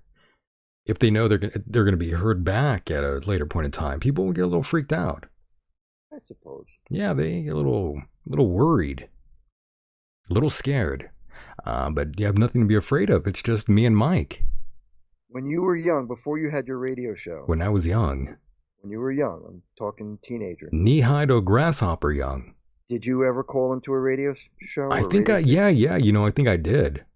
And how were you nervous? A little bit, yeah. I do remember being kind of nervous, but I still went for it though. How old do you remember? I must have been probably 12 years old when I actually phoned into a radio station wanting to hear, I don't know, some bad song in the 90s. That's my memory of that. We have there's a radio station out here in El Centro, California called Q96, by the way. It was sort of like a top 40, music station sort of thing, and I requested some song. Yeah, back when you would do that sort of thing. Wow, I didn't think you were into top mainstream kind of stuff. Back when I was a kid, I was listening to everything. Yeah. I mean, that was the 90s. I mean, the music was not as terrible as it is today. Obviously, now music is, it's garbage. And it's being destroyed little by little. Oh, it's been tanked for a long, long time now. Mm-hmm. Yeah, the music business is in shambles. It's dead, really, unless it's mainstream. But there's no way to make any sales from records or CDs anymore. Tapes are out, records are out, CDs are out. Everything is download or stream, and that's what's killing music. And Mike, I believe we are joined by a new soul here. I have no idea who this might be. Caller, go ahead. You are live. Hello, Mr. Michael. What's up, brother? Oh, I figured I'd finally call. You finally called. Putting it off. And here's Mike. He's sick today, and I figured it's time to talk to you guys.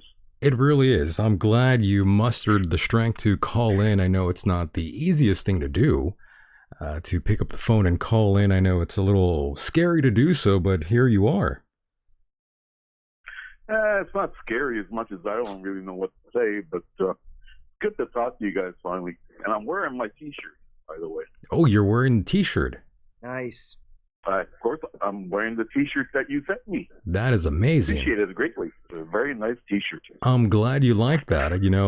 I wasn't sure how those shirts were going to come out. Mike, Mike has the same sort of setup that I do here. So you never really know how that quality is going to come out entirely. No, I sent you a picture. Yes, you did. You liked it, so it looks great. It turned out pretty good. Yeah.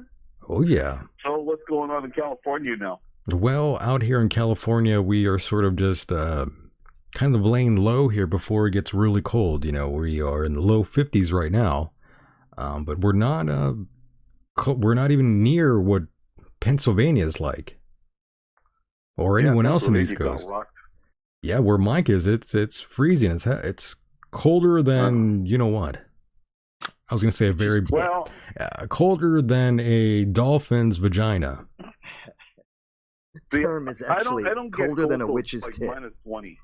A witch's tit. Yeah, that's you. -20, you said. Wow. Yeah, Where- if it's -20, I start noticing it. Jesus. Where is he? Where are you Yeah. located? Oh, I'm just south of Alaska. You're south of Alaska. Is that what you said? Yeah, That I'm is a Canadian. that is crazy, by the way. Sorry, but Wow. sorry about That's that. crazy But, cool. you know, Okay, so I got to ask you a question, caller. Can you hear me? all right. Oh yeah, I can hear you, Mike.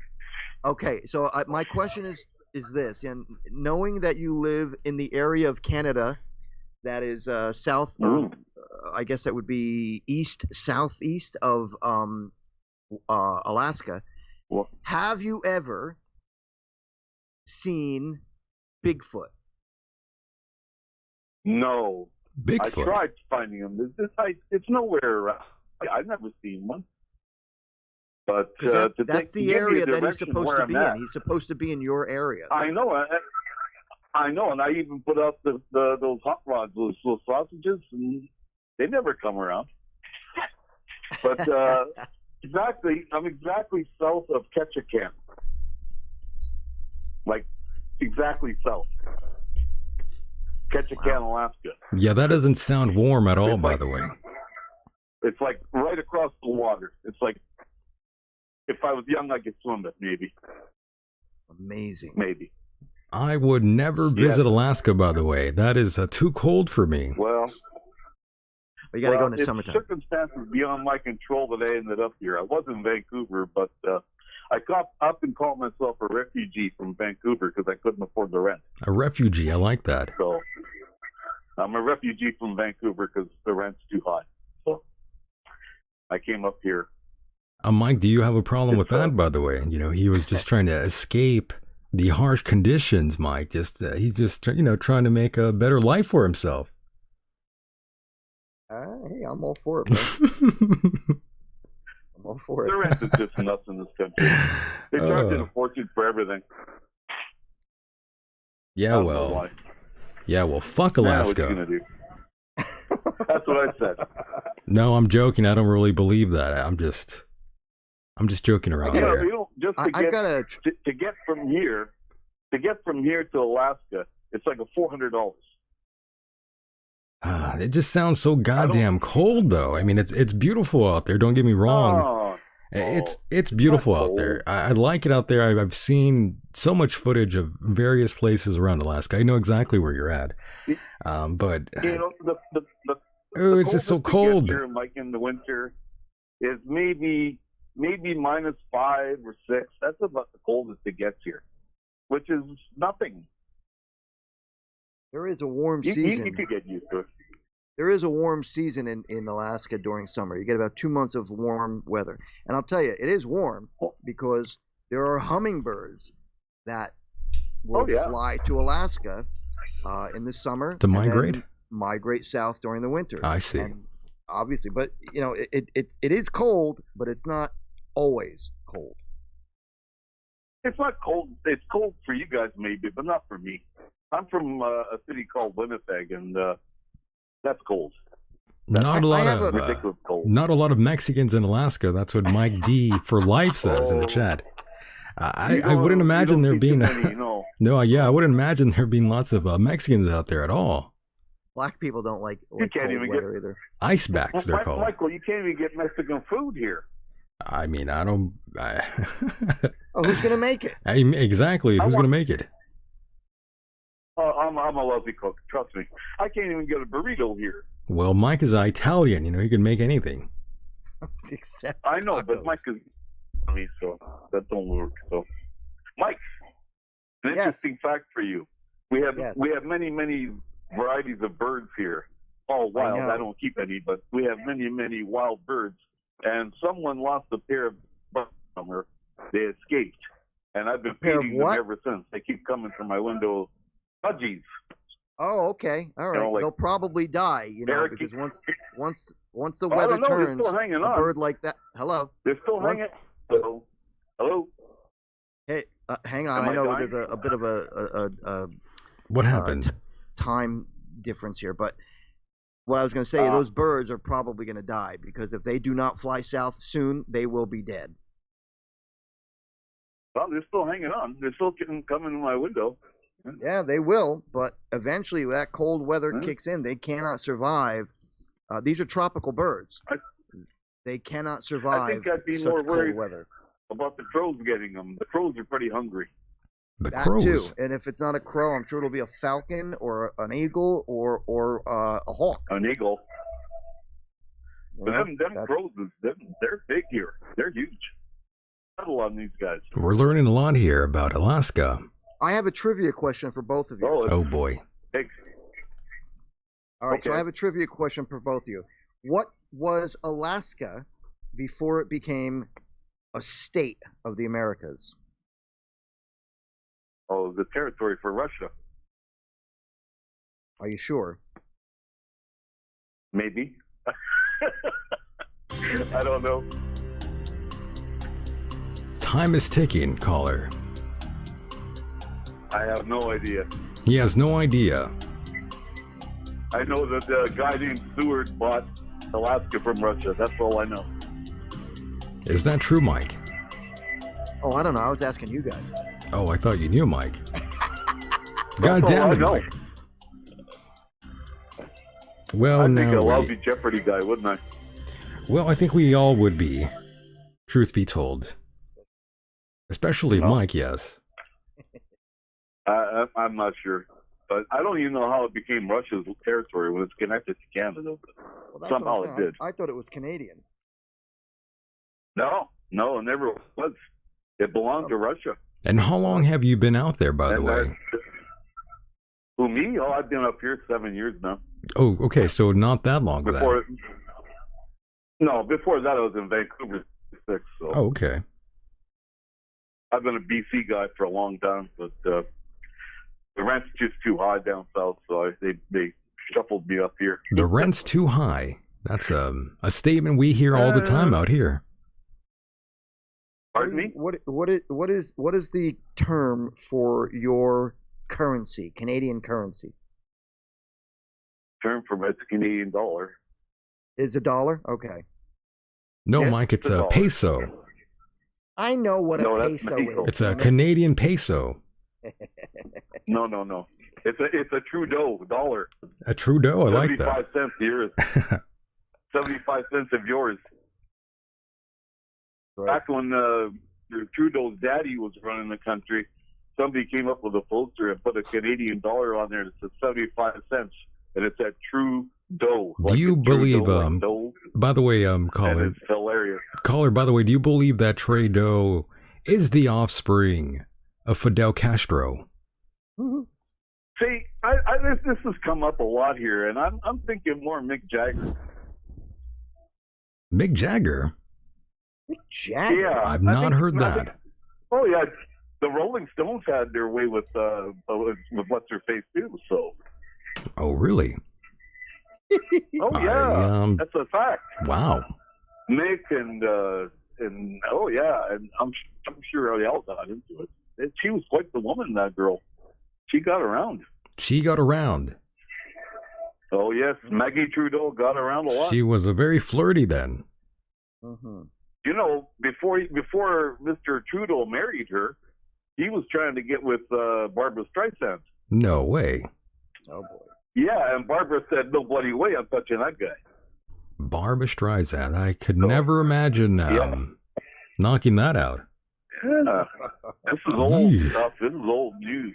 Yeah, he wanted to get with Barbara, and Barbara said, "No bloody way." You see, Mike, this is how men turn gay. They go out women Barbara like Streisand? they go out with Turn they go out with women like Barbara Streisand and Nancy Pelosi. That would drive me gay. Oh, Pelosi, forget about it. It'll turn a Hey, straight do man you gay. think Fetz was, Michael, do you think Fetz was correct about her husband being homo? Well, you know, I don't know. It's hard to say. It's hard to say. I don't know. That whole Well, I thing mean, is if you got married to that whole thing is suspect, you know. If you're married to a woman like that, you about trying something else, eh? Well, that's the thing when these people get together, those that have, an immense amount of wealth and power, they tend to sort of be in open relationships. Lots of Eyes wide open. lots of wealthy folks, they do that. They are swingers. There's so many folks out there that have lots of money that like to, bang other wives and, other husbands. They like doing that. They like the swapping game. It's like the Kubrick movie, Eyes Wide Shut. Again, that's a great example. And I know this sounds like crazy talk, but Myke, I'm telling you, movie. Oh, I think it's real. Movie. I cannot figure it out for the life of me. It sounds like crazy talk to a lot of people out there just tuning in for the very first time. They're like, what the hell are these people even talking about?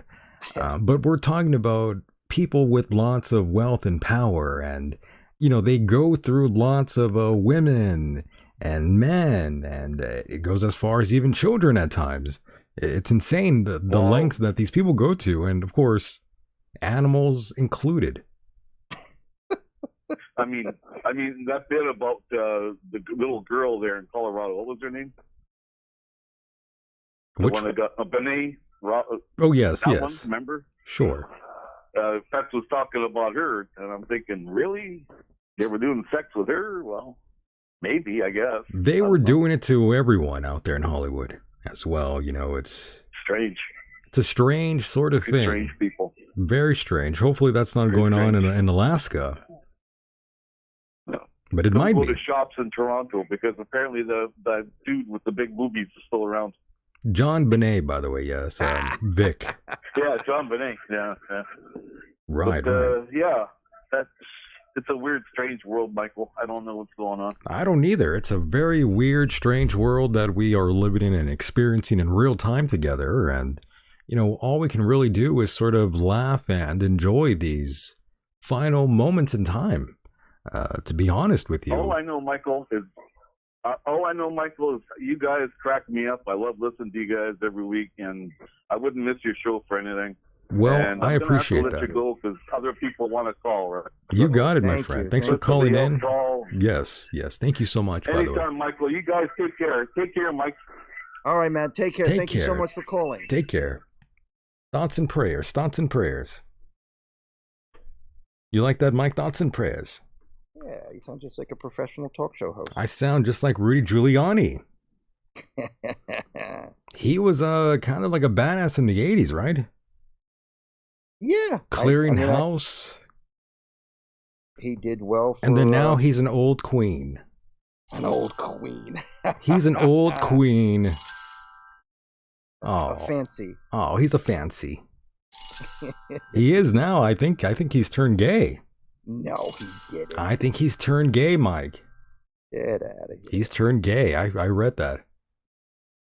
No, I'm lying about that. I didn't read that. I'm just making that up, by the way. Like a werewolf. They were calling James. I was gonna say James Dean. James Fetzer in the chat room. They're saying he looked like Wolverine because he's got like these sideburns. Really? Yeah. I haven't seen him lately. You haven't seen him lately? No. He's a handsome man. At 82? At 82 years young. Good for him. Yeah. Women love Mr. James Fetzer, by the way. Do they now? They really do. Wow, I'll tell you, if I'm 82 and I'm attracting women, I will give it all that credit to Fetzer. I'm telling you, there's a lot of the older listeners out there that really like Jim. It's pretty crazy. It's pretty funny. You don't see that so much on this show here in the chat room, but on another show that features Jim Fetzer kind of regularly on Dean Ryan's show specifically, lots of women like him there. It's pretty crazy. The women love Jim Fetzer. It's something else. I am shocked. I'm shocked too. I mean, good for him. I just didn't expect to hear something like that. Shout out to Jim Fetzer and, of course, Dean Ryan, who is a great guy, by the way. He's a good guy. I don't know who that is. I think he was here for a few minutes one time. But we'll get him in here again, and we'll all do a show together. All right. Yeah, it'll be fun. And Mike, we have some sound clips here that I wanted to show you, by the way. Listen, let me hear me. Yeah, I got some audio here. All right.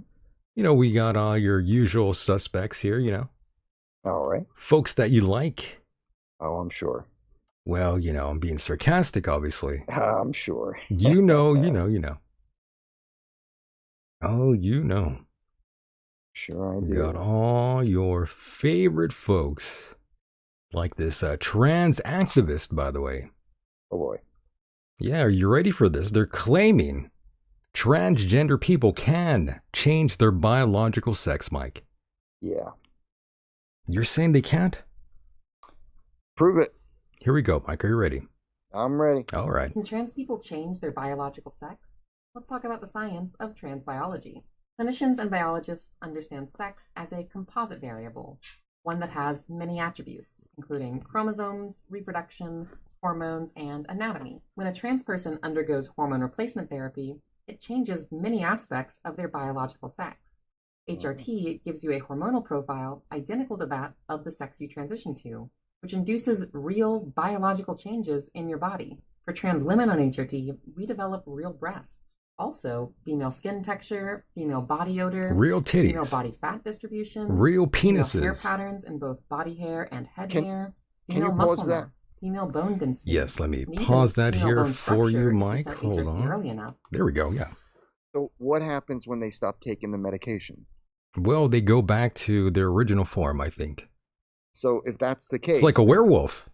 you really can't say that they're becoming a full-fledged opposite sex, because if you're still taking the medication to do so, you're using the medication to make that transformation, and it's not permanent. So I rest my case. Yeah, it's like makeup. It's Mhm. not permanent, Mike. No. You got to keep applying. Yeah. Yeah, same way with this here, with a transgender. You got to keep going. Okay, I didn't So mean there's to nothing interrupt you, left. but I had to add that.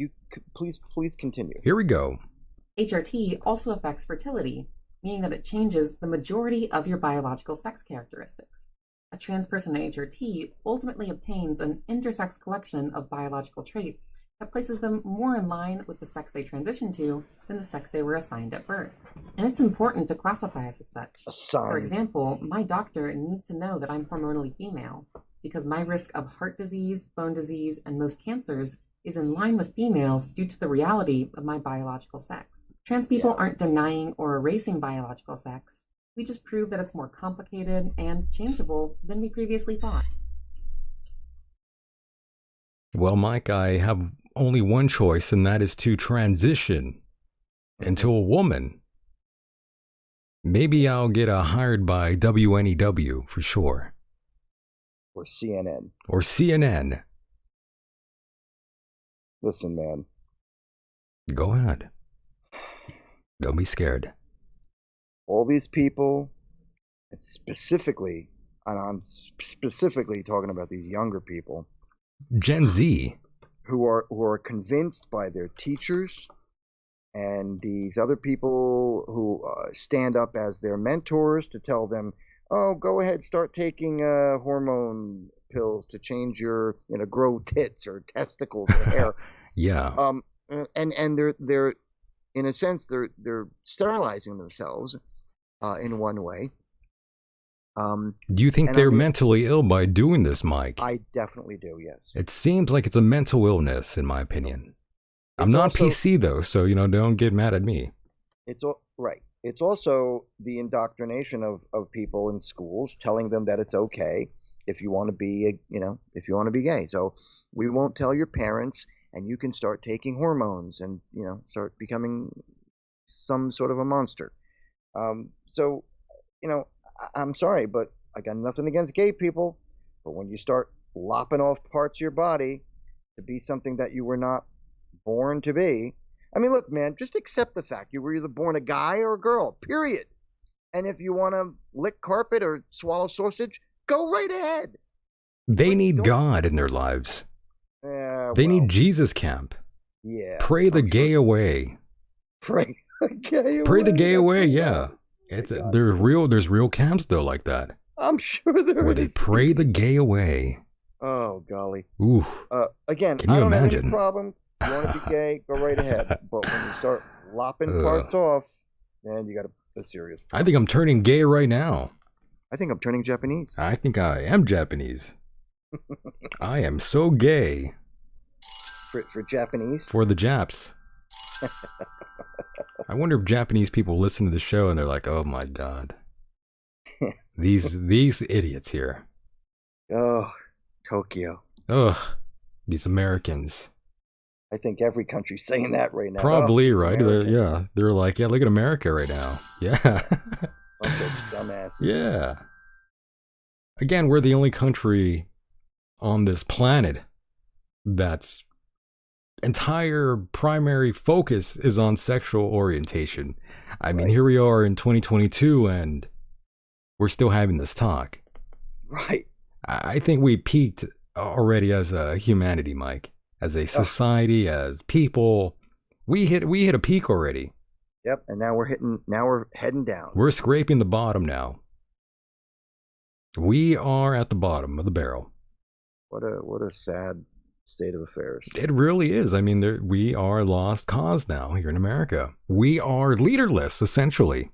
Oh my gosh, yeah, absolutely. Another point. It's madness, Mike. I am in a mania.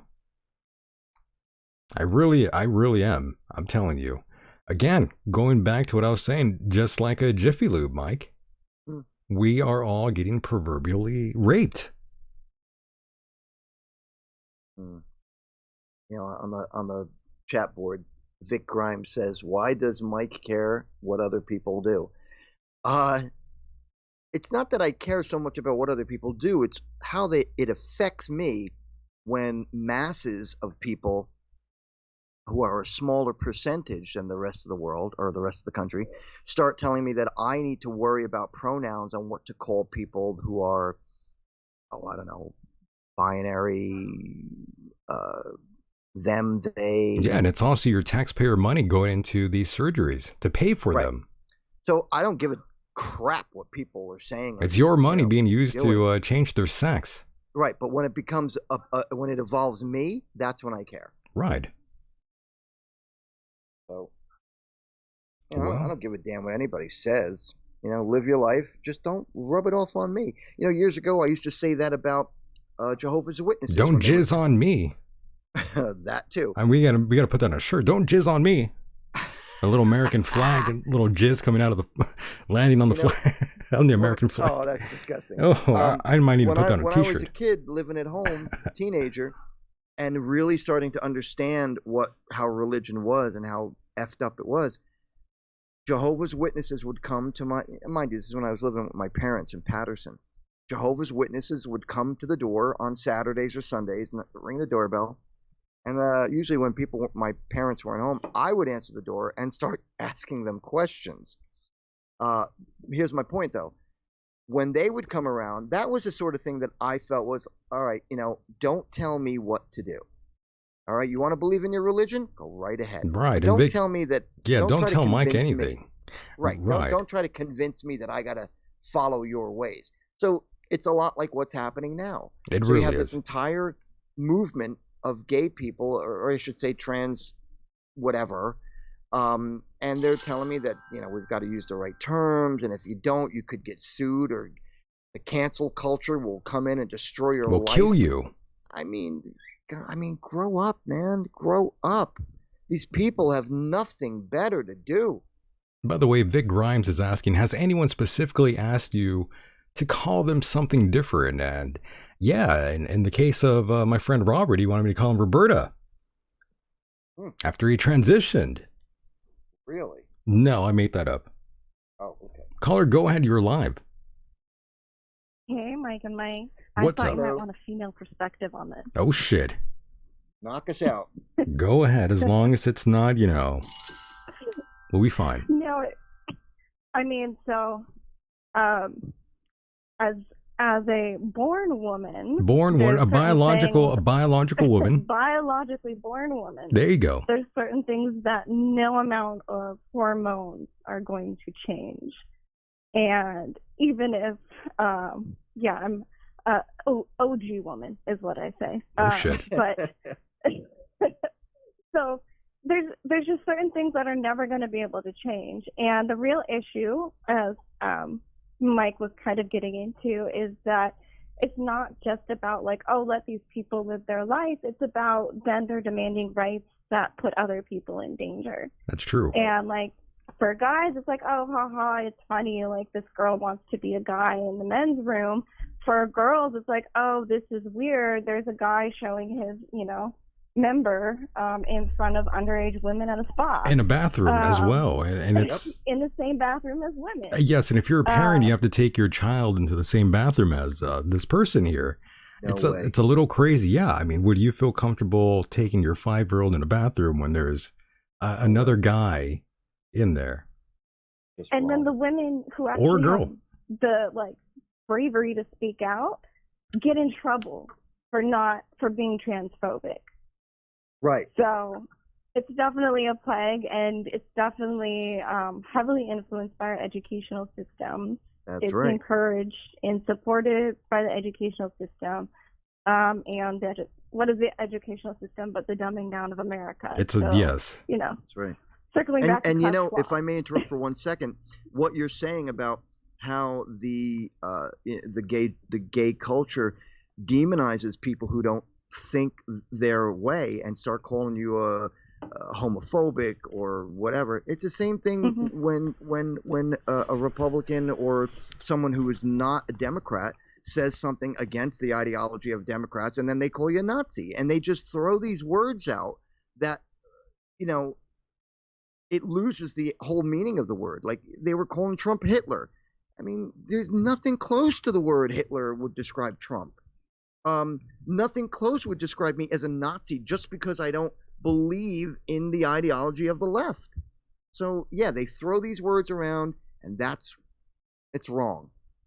You're right, caller. You're absolutely right. Yes, and yeah, this is all meaning. Right, and do you find it fair that, in terms of like sports, do you think it's fair for a man to be competing against a woman? No, not if you're trying to have a fair competition. Exactly. I mean, so there's the argument in terms of you can play co-ed sports. But when you play co-ed sports, there's usually rules that balance out the amount of women and men that are on the same team, because there's understandings that we have different, strengths and abilities. Like women can be very flexible and they can be fast and get into things that guys can't. But so there's advantages to both sides, but there's always an understanding that if I'm playing co-ed softball with guys and girls, the guy who's batting is probably gonna have a much greater chance of injuring me if I miss the ball. And he's gonna be a lot stronger than you biologically. His bones are gonna be a lot more denser than yours, and he's gonna have the physical biological advantage over a biological woman. I mean, it's not rocket science, people. But there's exceptions. It's a bodybuilding woman and an average to less than average strong man, maybe she can beat him. But in general, Well, there's not many women that are on the juice compared to men. No. There's a no, exactly. Yes, exactly. There's a contrast difference there. But I get your point, and yes, that's a great point. And I just don't find a lot of these things reasonable, tangible, or anything that makes any sense. Like San Francisco launching this guaranteed income program for the transgender community. Oh yeah, it's only for 2,000 people, and it's only in San Francisco City, but it's still a portent for things to come. And it's a softball. I'm in the Bay Area, so if you have any questions too, in terms of, and I have a family member who claims to be trans. So if you have any questions for me, go ahead and ask me. That must make for a very interesting Thanksgiving. Well, when you have conservative parents and a trans sibling, there's not usually much crossover between them. Oof. At one time, one of my family members well, they were lesbian, and they come from a Jehovah Witness background. Their parents were hardcore Jehovah Witnesses, and there's their loving daughter now, full blown lesbian. But that was a phase that only lasted about 15 years, and now she's straight all of a sudden. Yeah. She met the right guy, or just got sick of women? I guess she met the right guy, but the woman she was with, they were probably a very what the kids call now a very toxic relationship, full of drugs and lots of barbiturates, and barbiturates laced with apathy, very much like society is today. Well, I mean, and everybody has their own same relationship problems and issues. That's true. Gay, straight, you're all gonna have issues with your significant other. That too. Right. So, straight people, not straight people, everybody breaks up. So that's not really an issue. But to their point of like, what, don't care what other people are doing. If you're homosexual, if you're gay, if you're lesbian, if you're bi, yes, you're not hurting other people unless you're breaking the law, in which case then you're breaking the law. But with the transsexuals, that's where you're breaking down like years of women's rights by defaming what a woman is. You're ruining, you're diluting the definition of a woman so that it becomes meaningless to have like a woman's or a men's room. Now it's like all gender bathrooms. There's lots of all gender bathrooms. But most people are uncomfortable with it. So in the Bay Area, I don't know if you've ever been up here, but most all gender bathrooms are like a single stall. So they're just like, yeah, we're all gender. This used to be handicapped, but now it's just all gender because they need to like be accepting, but like they also don't want people in their space. Very interesting. I'm glad you called in. We did need a woman's perspective, especially one that's out there in San Francisco. Yeah, it's an interesting city. It's a pretty wild place.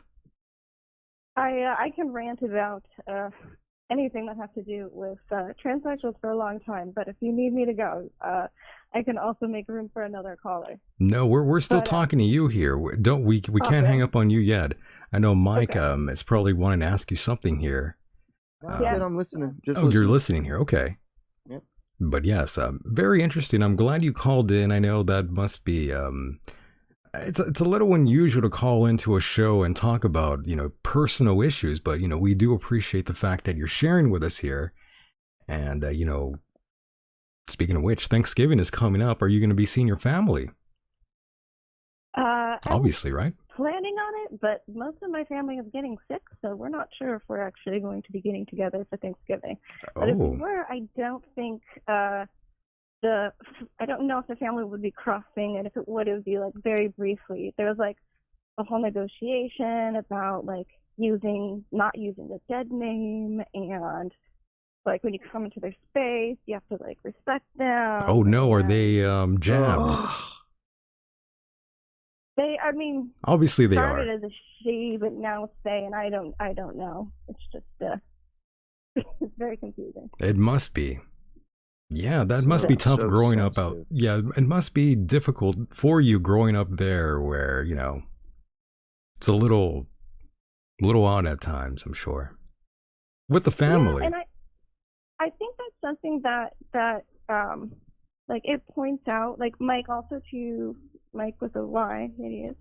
Myke Hideous, yeah. To what you were saying in terms of there is I think a lot of mental illness in the community, and a lot of people who are maybe, it could be anything, like it could be autistic, it could be ADHD, it could be whatever it is, but you're at a point where you're already struggling with something and you don't feel like you can fit into something. You grew up in a home, so oftentimes you grow up in a home background where you're expected to be one way, and maybe that's not what you are. Right. And maybe you wouldn't necessarily become trans, but because now society has become so accepting of it, and because when you come out, you get all these loves and emojis and likes and happy faces, and you go girl and all that stuff. And I know it You're almost like, wants you to you're become gay. justified. You know, it's almost like you're pressured to, you know, experiment almost. See how the Yeah, other and it's side like, you're like, lives, oh, Mike. Yeah. it's okay now. And like, I wonder how many of these people would actually be what they are if they lived like 150 years ago when it wasn't acceptable to be this. Well, yeah, especially if you lived in another country. Yeah, and and even nowadays, and like they're like, oh, there's just so many, and like there's been a ridiculous growth of transsexuals, especially in like children in high school age, which that is not common. Like we could argue about whether or not there were like occasional transsexuals in the past. We know there were definitely cross-dressers. We know there were a lot of women who pretend to be men, and we know there's men who will play female roles in certain situations. But like actually thinking that you can change, we didn't have the technology for that before. Like the way a woman gets her extra member if she wants to become a man is she has to have like a chunk of skin cut out of like her arm or like her side or her leg or something like that, and she ends up with this weird like square scar on her body from her skin being moved, and it'll never fully work properly. And if you go the opposite way, male to female, you basically live with like an open wound your whole life, and apparently the smell is disgusting. Oh my God, Mike. Oh my God. I am officially grossed out here tonight. I am also officially disgusted. Jesus. Right now. This is Yikes. People don't hear these stories though. They only hear like the people are like, "Yay, I'm just so excited! I'm finally getting my top surgery. I'm finally getting my bottom surgery." Like, they don't understand what's happening to them. Like that's why people are fighting back so hard across the states right now, is because they're doing this to children. They're letting children make decisions about body altering decisions. Like you're not allowed to get a tattoo until you're 18, but you can go on hormones and have your boobs cut off. Yeah, and your parents, you know, they're not privy to know about it. Yeah, without the consent of your parents. That's right. We live in a crazy world. We live in a crazy world, Mike. Right. This world is crazy, caller. This shit is crazy. And you know, you made a perfect point by what you just said about how these younger children who, technically speaking, who are still underage They're to drink underage at the age of 21. They're impressionable too, Mike. Right, but at the same time, they're being told by their teachers that it's okay to get hormone injections and so on and so forth. Yeah. Not realizing that once you do step over and get the change, that's it. You're sterile. Yeah, there's no way. Never have children. You ain't coming back from that. Nope. And again, that's also why the suicide rate for those particular it's high. People is very high. You're right. Because they it's a phase. You know, it's a phase. You know, you're young. I went through it. As a younger man. You know, bisexuality. Yeah, Mike was gay for a while. He turned gay. You know, and I experimented, but I never ever considered, you know, oh well, you know, I'm going to get my junk cut off and grow a set of boobs. Yeah, well, most gay men I know, you know, they don't even consider that sort of option. You know, that's never been an option to them to sort of change their, you know, their private parts. That's pretty far. You would have to not really be normal to be going through something like that. You're not normal to go that far. And that's where a lot of people with mental health end up, like with some other issue, end up in that situation and choose to be transsexuals. Like that's definitely, I know that's definitely was with my family. It's a mental health thing, and they have other, you know, documented issues. But they didn't show any signs. Like that's another thing is, like I've met, you know, one or two kind of transsexuals who seem pretty happy, you know, with themselves and with their decisions. I'm sure there are. But then other ones who are just like, they do it and like they think they're going to be happy, but it doesn't really make any difference, and it doesn't actually really help with the true issue. So it's just it's a difficult decision to make, but like I saw in terms of in my personal experience that there was always a searching for like, where do I belong? How do I like fit in? And then there was also I want to be like, I want to get this kind of girl, and I can't get her, and you can't get her long enough that you're like, well, what if I could become her? Ooh. And then you're like, okay, well, I'll switch, and then maybe people will want me the same way that I want that person. So that's kind of my hypothesis for a lot of these people. They want to be wanted the same way they want women. Yes, they're seeking to be desired. Yeah. In the same way that, yes, I see. Yeah, I'm sure that's the case for some of these folks out there, no doubt. And I believe, what's his name here? One of our old-time listeners here, Phoenix. He says, gay and trans are so totally not the same thing. Yes, they are very different. They are different, yes. We're not disagreeing with you there. And he's our resident gay man here, by the way. Yeah, and like there is proof of, homosexual relationships throughout history. So like that has that is an argument for it. And then like was it this? It's a joke. The joke is that it's LGBTQ, IA whatever plus, right. And they want to take the L and the G out of it and just be like trans plus. Like gay men are being pushed out and like they're not like listened to. Like it's their opinion on this. Like this stuff doesn't matter. Yeah, there's a bit of a war from what I've read. Yeah, blame all women, this like, on women the and gay internet. Men doesn't matter. Yeah, yeah. There's a bit of a civil war going on too, by the way, Myke. Yeah. The women, the gays, the trans, they're all fighting. We're all divided I blame here. this all on social media and We're the all ability divided. for everybody to come out and say, well, I believe this and I believe that, and if you don't believe this, you're wrong and you're a Nazi and blah, blah, blah. I agree. Social media is one of the determining factors of all of our troubles. This is true. We are very, well, I shouldn't say everyone is, but the majority of people, not including us, they very much side with what they see on social media, what their friends are posting. You see girls looking at their Facebook and they're seeing their friends doing X, Y, and Z, and then they're like, well, why am I not doing what she's doing? Why am I not out in the Bahamas? Why am I not getting shit on by, a prince in Saudi Arabia? They think that way. Not all women, but a lot of them do, and men too. Some men also guilty of that too. And that's where the mental illness comes into place. That was a lot to unravel there. I'm sorry. No. I'm just, I agree. Went nuts there. That happens.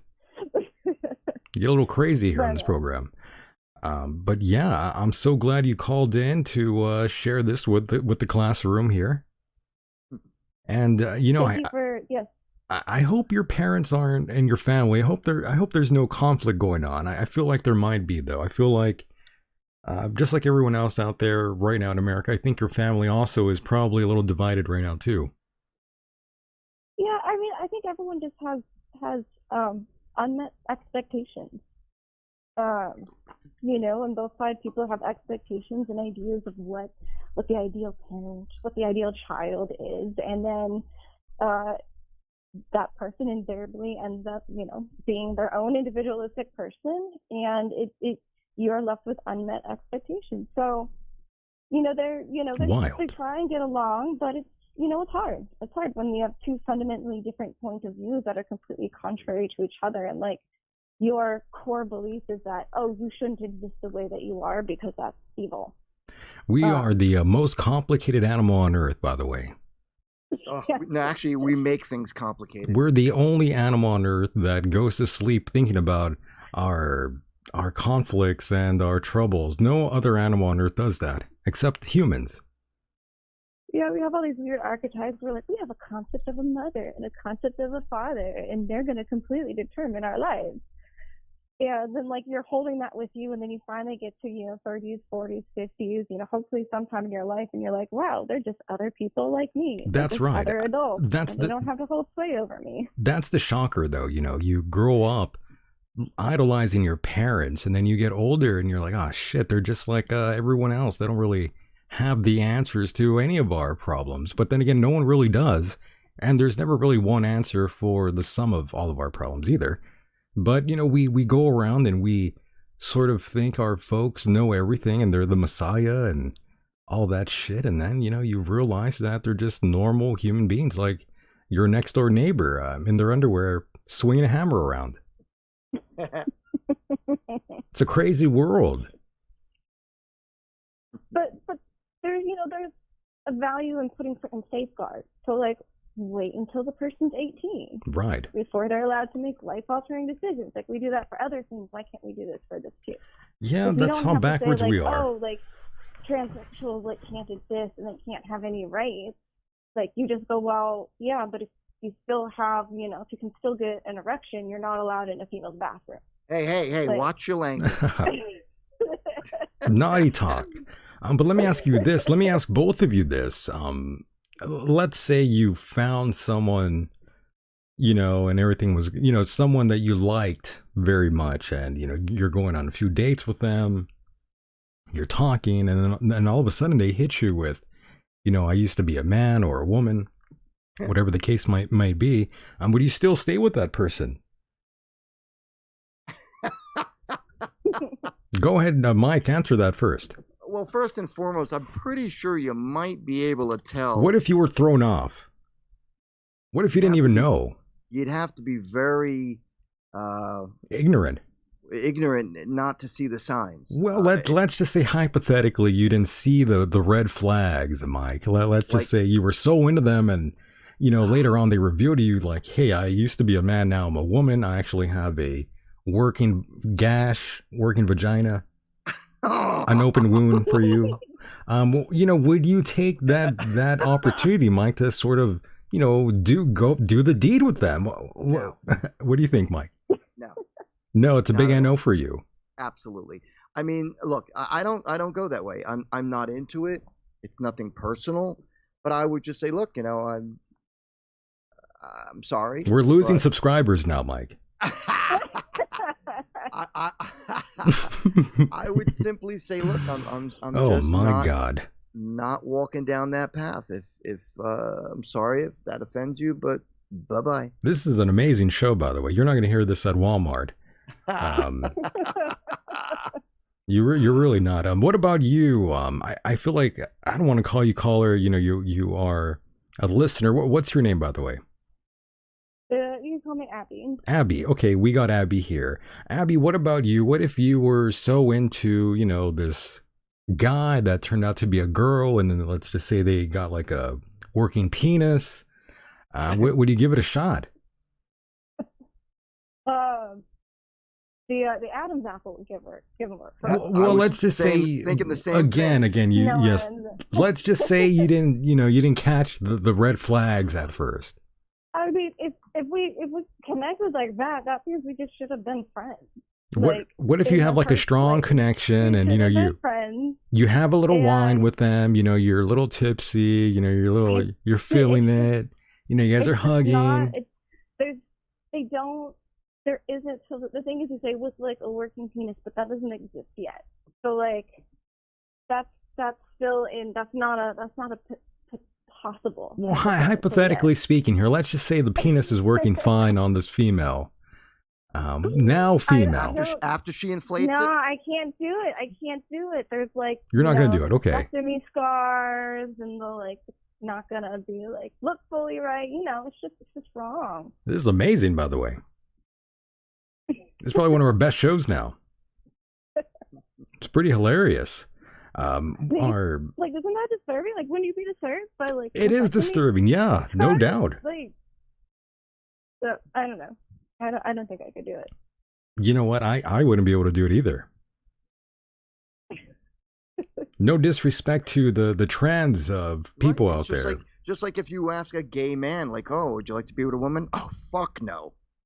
Yeah, well, yeah, I see what I mean. Yeah, it's the same thing. That's all. Our residential gay listener, Phoenix out there, who we love, he says, if I was on a date with a dude and we got all nasty and I went to grab his cock and found the cunt, I'd probably puke. Can you be a little more specific? Yeah, well, we appreciate the details here. We like that. Leave no stone unturned. It's disturbing. Anytime someone pulls a bait and switch on you, you're a little bit disturbed. You So, are, like, yes. I mean, look what happened to my friend when he went out there to TJ, by the way. Dancing with a beautiful woman, or so he thought. And, things got a little hot and heated, so they go to the corner of the bar there and the last seat there, and, he sticks his hand under her dress, her mini skirt, whatever it is, and he's going up there, and, he found a pair of balls. Not just one, two. He found two. Not just one, but two. Hopefully. This has got to be like the weirdest feeling. That has got to be crazy, by the way. My God. Oof, what a nightmare. But I'm sure some men have actually gone through with that sort of thing, Myke and Abby. Mm-hmm. I mean, and, it doesn't work for everybody.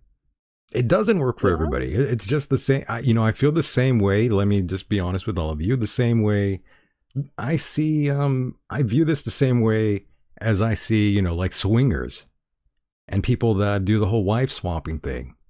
That's a little weird to me, to be honest. We can know. I'm not really into that sort of thing. But like, it doesn't hurt anyone else as long as it's all consenting adults. It doesn't hurt anyone. So I agree with you. Yes, it doesn't affect that. So it's like whatever. I'm with you on that. But when I hear about that, I hear about that sometimes, and I'm just like, whoa. Some guys are a little too free, in my opinion. They're letting their wives get banged by their friends. It's a little crazy to me. What a weird world is all I'm saying. Yeah, so a little none for me, thanks. I'm driving. Right. Like, not my cup of tea. It's not my cup of tea either. But some men, they are into that. They're like, yeah, bang my wife. I had a listener say that to me once. They emailed me wanting me to bang their wife. Their wife. What a compliment. That's weird. It's happened more than once, and I've denied it every time. I'm like, no, I'm not going down that. That's a weird thing. Not going down that hole. I'm not going down. Yeah, I'm not going down that gash. Yeah, we women are emotional creatures. You don't want to get involved. I don't want to get involved in any of that. That sounds like a death trap. These women will kill you in your sleep. That's a fear of mine. Being killed in my sleep. Hell has no fury, Yeah, and people often wonder, what's going on with you, or, are you going to get married, or are you going to have kids, are you going to do this, or are you going to do that? And I'm just like, slow it down. I'm just trying not to get murdered, that's all. In today's society, I mean, people are insane. They sure are. I am scared shitless of everyone nowadays. You have to be. Every right to be. You have to be. This is a dangerous world. I've said this story. I've said this story once before on the air. When I was in high school, we used to have the rifle club, and people actually brought rifles to school. But we never thought about killing people. Like now. Well, thank God. Well, thank God you're not thinking about that. But my point is this: like, think about it. Now you got kids going to school where there are metal detectors, security guards, and not just to stop a fight, but the possibility of something goes down. Not that the security guard is going to do anything, because they won't let them have any weapons, because schools are gun-free zones. I like the way you said that. You're like, weapons. Well, I was being a little eccentric here. But, you can't, like, this is a whole different world, and we've gotten to the point where, in my opinion, things are just becoming more and more out of control. And I blame that on both parenting and the fact that our government is out of their freaking mind. Do you agree with Myke, Abby? Yeah, I mean, it's a huge issue. Like, have you seen, senators try to hold guns? They have their finger on the trigger, no trigger discipline. Like, you used to teach kids these things so that they would know how to be responsible adults when it came time. And instead, you're like, no, it's too scary. You don't get to know. And then if like they ever encounter it, it's like, ooh, it's too scary. I don't know what I'm doing. And then they accidentally shoot someone because they put their finger on the trigger. It's true. You see a lot of people shooting themselves too on social media. Well, they make guns out to A lot of be dumbasses. the bad thing, when in reality, it's not the guns that kill people, it's people. Because look, if it wasn't a gun, it would be a club, a baseball bat, a kitchen knife, a fork. Mm. You know, it's not the weapon, because people have been killing each other for millennia. So it's not the gun, although it makes things easier, but it's not the gun, it's the people. Mm-hmm. I rest my case. Right. And that's why we should have gun education in schools. I Absolutely. agree. Yeah, I'm with you on that one. I don't know if I want teachers carrying guns exactly, but you know, in today's world, teachers, they are groomers. Do you want a groomer with a gun next to your baby boy or girl? Well, maybe not openly. I opt not for these groomers to be carrying weapons. I don't want my kid to be around a groomer. But Michael, ponder on this. I'm pondering. Let's just say, hypothetically, you have a child going to school and a circumstance arises where there is a shooter in the school. Would you feel comfortable knowing that the teacher was there already prepared? A teacher strapped with the strap. Well, again, I'm not saying openly carry where children can see the gun, but I'm saying if a qualified person, man or female, who learns how to operate a firearm, has one in the classroom, and something goes down, and your child is in that classroom, would it not make sense, or would you not appreciate I mean, I would feel safe, but at the same time, I would still view this teacher the same way I view a pit bull. You know, pit bull owners say, "Oh, you know, this pit bull, he's a good dog. He's never attacked anyone." You know, I see these groomers the same way. You know, they never did anything either until they raped my son. That's a little extreme. I was, you know, kind of joking there. You could laugh. It's okay. I'm just saying. I was just being silly. It's always good. For example, another perfect sample would be, why have a gun if it's not going to be loaded? You know? That's pretty gangster, Mike. Well, it is the truth, though. I mean, if you're going to have a weapon for a reason, look at Mike over there. Why would you not have it loaded? I always carry my gun loaded. We got a Clint Eastwood here, co-host here. Make my day. I didn't know it was you just have a magazine ready to go and like practice, right? Do your dry fires, do your practice friends. All teachers should carry an AR-15, I think.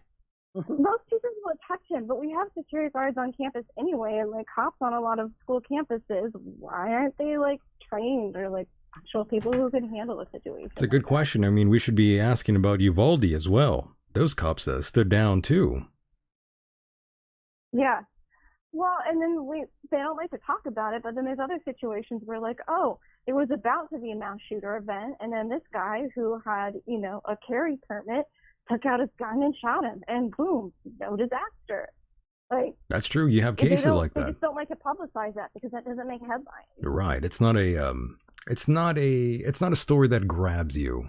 It's not very sexy. It's not a story that irritates other people. Right. That's what the media enjoys, when they can stir up conflict between others who have an opposite opinion. That's what they thrive on. This world is crazy. I'm telling you. Mm-hmm. That's all I was thinking about the first time I took acid. I just kept saying, man, this world is crazy.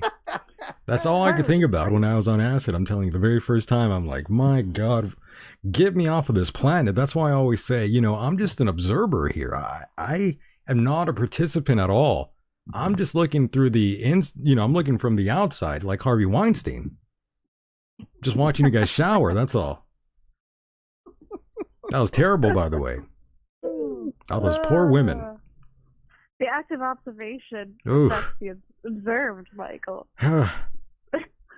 I go crazy in my thoughts. That's like Star Trek 101. You don't want to know what I'm thinking. You know, I would go to jail if you knew what I was thinking. Let's put it that way. And people say this is a political show. No, not at all. We're too crazy to be. No, we're too crazy to be political. We're a religious show. Yeah, it is a religious show. It's a religious paranormal show. Religious paranormal show. It is. It really is. It's a paranormal show. It's a very scary show. It's a show that Rudy Giuliani would not want to be on. It'd be too frightening for him. Well, a lot of today's trans people do seem to be coming out of like conservative Christian communities. So you gotta wonder. Yeah, you do gotta wonder. Well, look at me. I was born and raised in a Roman Catholic family. My father went to church. Well, my father went to church every day after I was 16, and I had my first major cancer situation. So my parents were religious before that, but my father was always. Let me be specific here. My father believed in God, but he never pushed it on me or my family. He just did his thing. He prayed. He went to church. Praise Elohim. Not quite, but yeah. So all I'm saying is this: I was born and raised in a Roman Catholic family, and I turned out to be a Satanist. So I mean, that's great parenting there. Satanist, hooray! Yeah. Well, you know what? I'm joking, Myke. I love you. Listen, bro. I from the age of 13. Now, mind you, I went to a private school. I went to a public school when I was in grammar school. Yeah. But during the grammar school years, I went to CCD, Sunday school, and I got my penance, I got my communion, and my confirmation. And at 13, right after I got my confirmation, my parents used to send me to church on Sundays. And after I got my confirmation, I stopped because at that point I was in high school and taking religion classes in a Catholic school. I went to Patterson Catholic High School. And I began to question the existence of God, heaven, so on and so forth. So when I would ask questions about the devil or Satan or Satanists or Satanism, immediately the teachers or the nuns or the monk would tell my parents, well, we think your son is worshiping the devil because he asks too many questions about the devil. So that right there was enough to make me think, well, you know what, this is bullshit. Rosemary's Baby. So poor eventually, I began to question religion, and I found that there was no answer. So your dad was like, all that Catholic school, and I still raised half a fag. So eventually, I love you, Myke. You're a great guy. Atheist. I know. I became an atheist from 13 up until about the age of what am I? So about the age of 44. And that's when I began studying the occult. You got woke. And I got woke. You were woke, yeah. I was studying the occult and Satanism and witchcraft. And when I read the books on Satanism, I said, wow, this is me. So after all those years, decades of being an atheist and having originally grown up as a Roman Catholic, now I'm a complete opposite of what those upbringings were. It happens, because though. The theory and the method of Mhm. it all is it makes sense. It makes total sense to me. Mhm. And that's that. Yeah, there's a quote by G.K. Chesterton that I'll botch if I try to say it exactly, but he essentially says that the hardest place to be for religion or belief is in the shadow of the cross.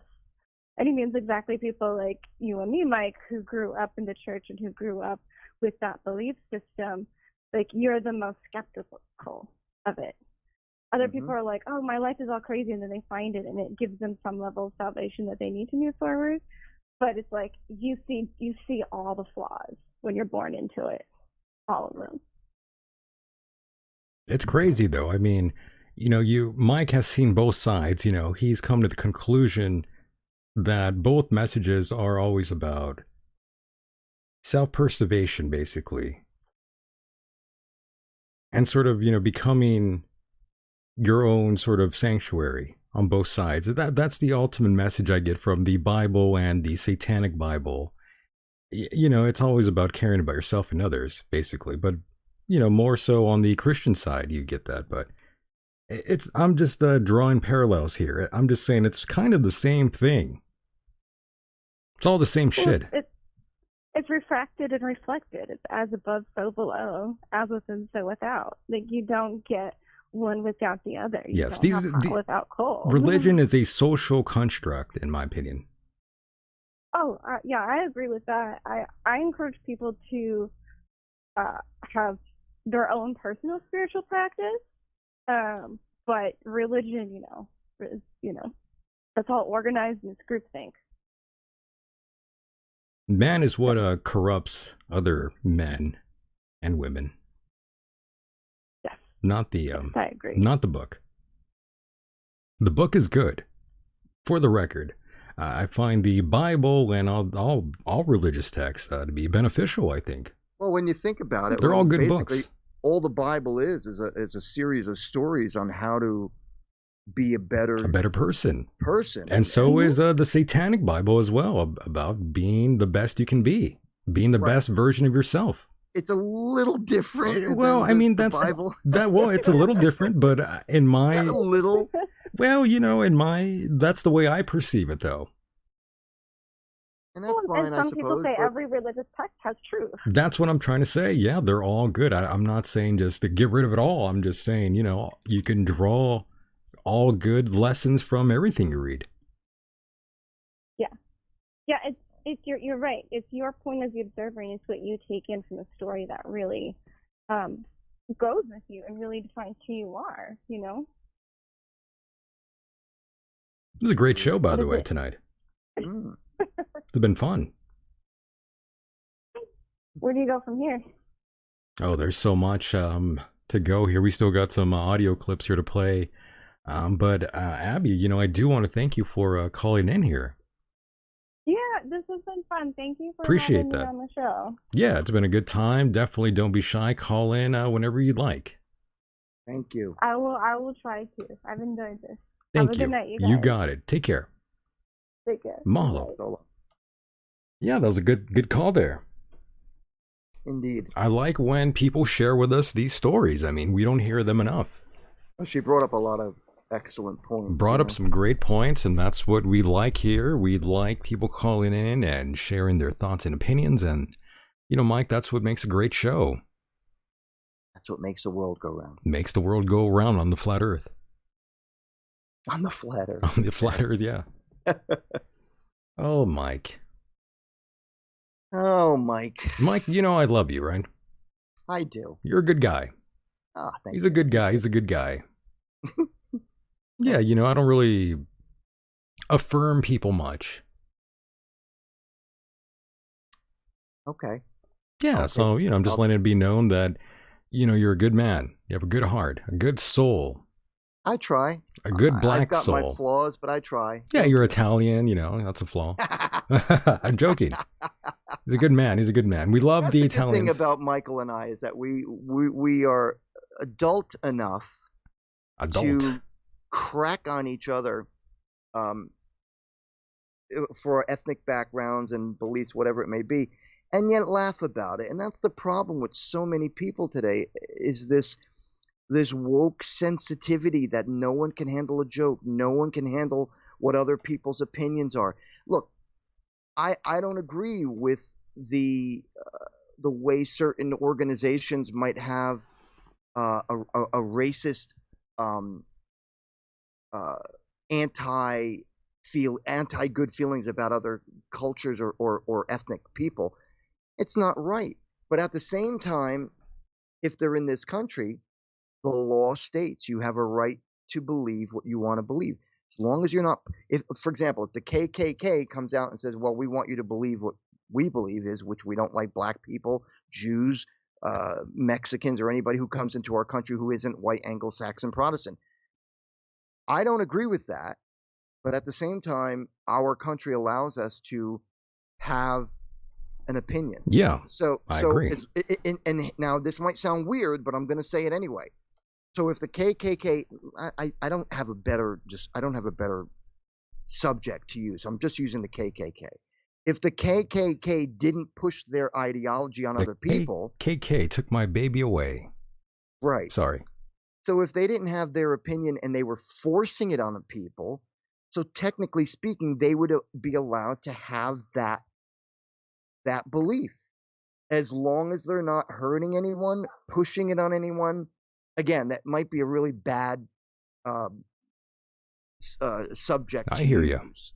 But all I'm saying is that if you don't like a certain ethnic group, it's your opinion. You keep it to yourself and you carry on, period.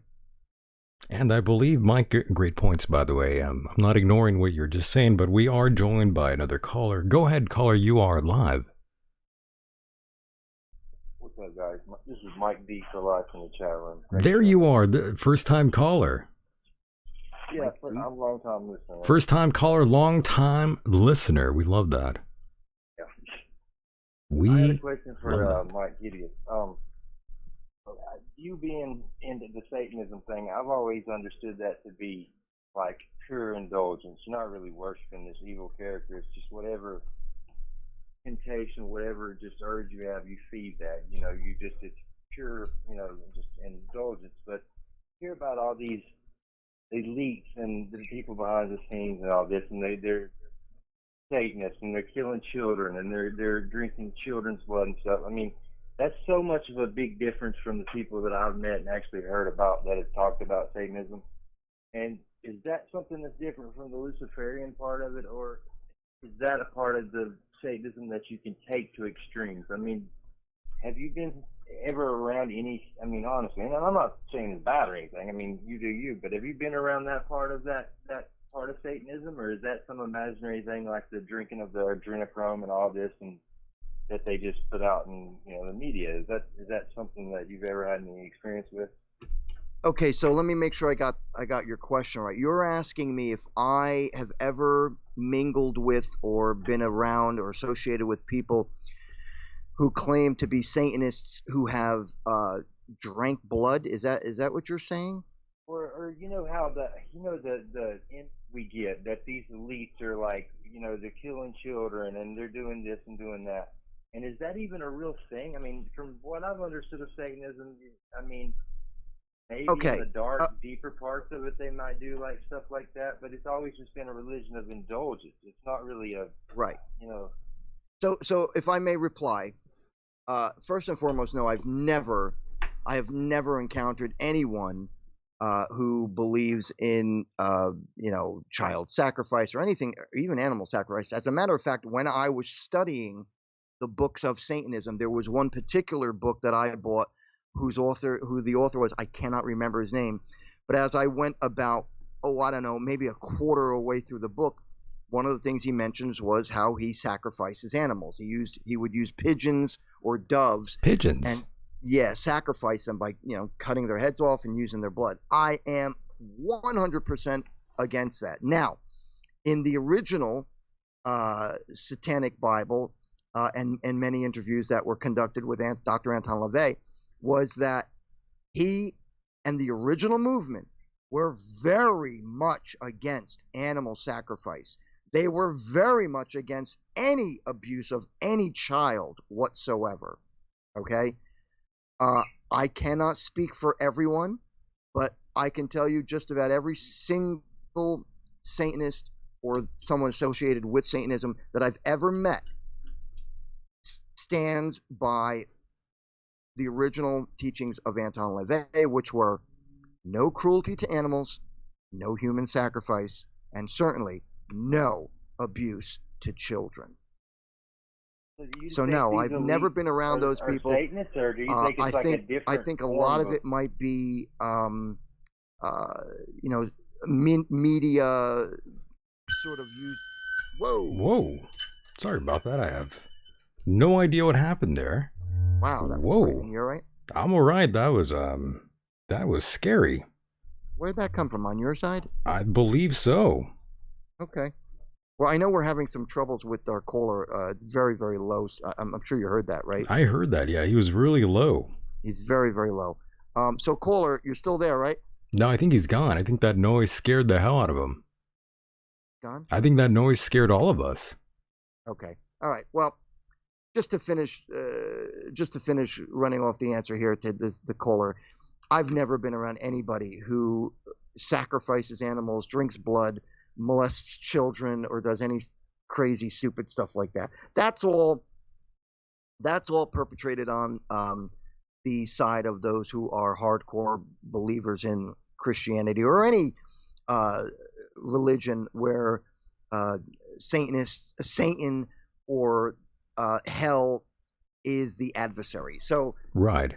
it's conducted by those people who believe in their religion to be an evil thing. I mean, you talk to anybody who is a Christian, and they will tell you that Satan and demons and all that stuff they are bad. And it's you. Listen, if the church did not have Satan, they'd be broke. And a lot of these groups are very different, by the way. Like the Satanic Temple and the Church of Satan, they are two different things completely.